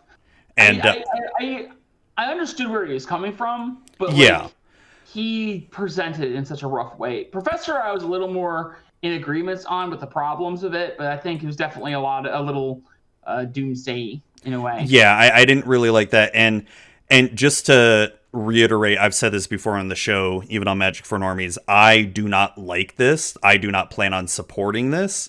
But it's not the end of the freaking world. It's like these aren't cards that are, oh my gosh, we have to have them in order to play Magic. No, it's not the case. Yeah. There used to be a website called Is Today's Announcement Going to Kill Magic.com? And is there? It's down now. Like for some reason it just went down. I'm guessing somebody put it together as like a joke kind of thing, and then probably it just ran out of their domain or whatever. But and it used to be like, is today's announcement going to kill Magic? And you would open it up, and it just says no. And I'm like, that's pretty well defining of the situation here, or with the Walking Dead thing, as well as with Commander Legends. Sure, we're getting busted stuff here, but you know what? Your average player is going to pick this stuff up and have a grand old time with it. Oh yeah. And I think, as far as and what really pisses me off is, there's been some stuff that's come to light with WotC, like this year, like especially with in terms of like bad hiring practices and a lot of internal issues. Like there was that whole Orion Black. Is it Orion Black, the guy from D&D? They're non-binary, I believe. Okay. So they were they described their experience of what it was like working there, yada yada, and I think it's been no secret that WotC's hiring practices have not been the greatest. I mean, you go and look at job reviews on like Glassdoor.com and just see it doesn't sound like the best place to work. Nope. And maybe it really depends on the position that you work in too. Right. I mean, and that's like every company, right? I mean, every company has the shitty positions, so I mean, I was gonna say, frankly, I love my job. There's things I could say about it that aren't that I don't like, but you know what? For the most part, I enjoy it. But for as much as I like it, and someone else likes it a lot, you got another person that's out there just screaming about how awful the company is. That's with any company. That's with any company. Exactly. So when that really came to light, and especially like during the height of the George Floyd protests and all that, it's like I was hoping like, holy crap, maybe something will happen, and what does WotC end up doing? Just banning some racist cards, and they change how orcs and drow elves operate in D&D, and I'm like, that's literally nothing. Nothing. And and what pisses me off with like the whole social media sphere is that that's such a hot topic for like a week or two, and then oh look, brand new shiny stuff, and everybody fucking forgets about it. I mean, I think we're all guilty of that, especially as content creators. Like, we want to talk about the new shiny shit, but we should also really remember to hold accountable for their actions as well for that shit too, and also realize that, hey, as quote unquote bad, standard may be, and how cards are being printed out that are bad, it's, still don't forget, racism, bigotry, sexism, whatever other stuffs I'm forgetting, still exist out there, and just do your best to not be a piece of shit human. Right. And it, I had a thought in there. I just totally it's okay. blanked on it. It's okay. But I remember now. It's like the people that want to actually there's a lot of people at WotC who just really do care about these things, kind of can't talk about it as much as they would like to. They either can't talk about it, or they have no power to it. It's a corporate level thing rather than the people who work there, so it is what it is. But anyways, we're getting a little too far off where I was just talking a little bit about some stuff there. So so we'll end it there. Oh shit. Like I said, I could keep going. Here. I can keep going all night. All right, no, we'll have to do this again for sure. Maybe not wait 2 years for it. I've been meaning to get you on, but then I've just had so many other people come on, and just it's been a whirlwind. It's been a year. Yeah, for sure. But thank you again for coming on. Always awesome to chat with you. And I hope you have a great night and stay safe out there. You as well, and you all out there as well. Stay safe, be well. Yes. Take care of yourself and your loved ones, especially right now with all of the things happening in the world. Yeah, exactly. Well said. All right, good night, everybody. Have a great night. Hey, everybody. Thank you all for listening and watching. I hope you all enjoyed it out there. It was great talking with her again. We haven't had her on the podcast in 2 years, and I need to make sure we get her on again sooner, because it was a lot of fun. It's just, like I said, 2.5 hours went by like that. It was insane. I can't believe it went by that long, and I could have kept going. So hope you all enjoyed it. Make sure to check out her stuff and her articles, and that Jumpstart cube she's talking about. Oh my God, I'm going to run with that, and I want to build one now. I don't know why it never even crossed my mind, but it's an awesome idea. I'm going to try to figure out how to build a arena Jumpstart cube deal thing. So so that was a lot of fun. So thank you all for listening and watching again, and hope you all have a great night and stay safe out there.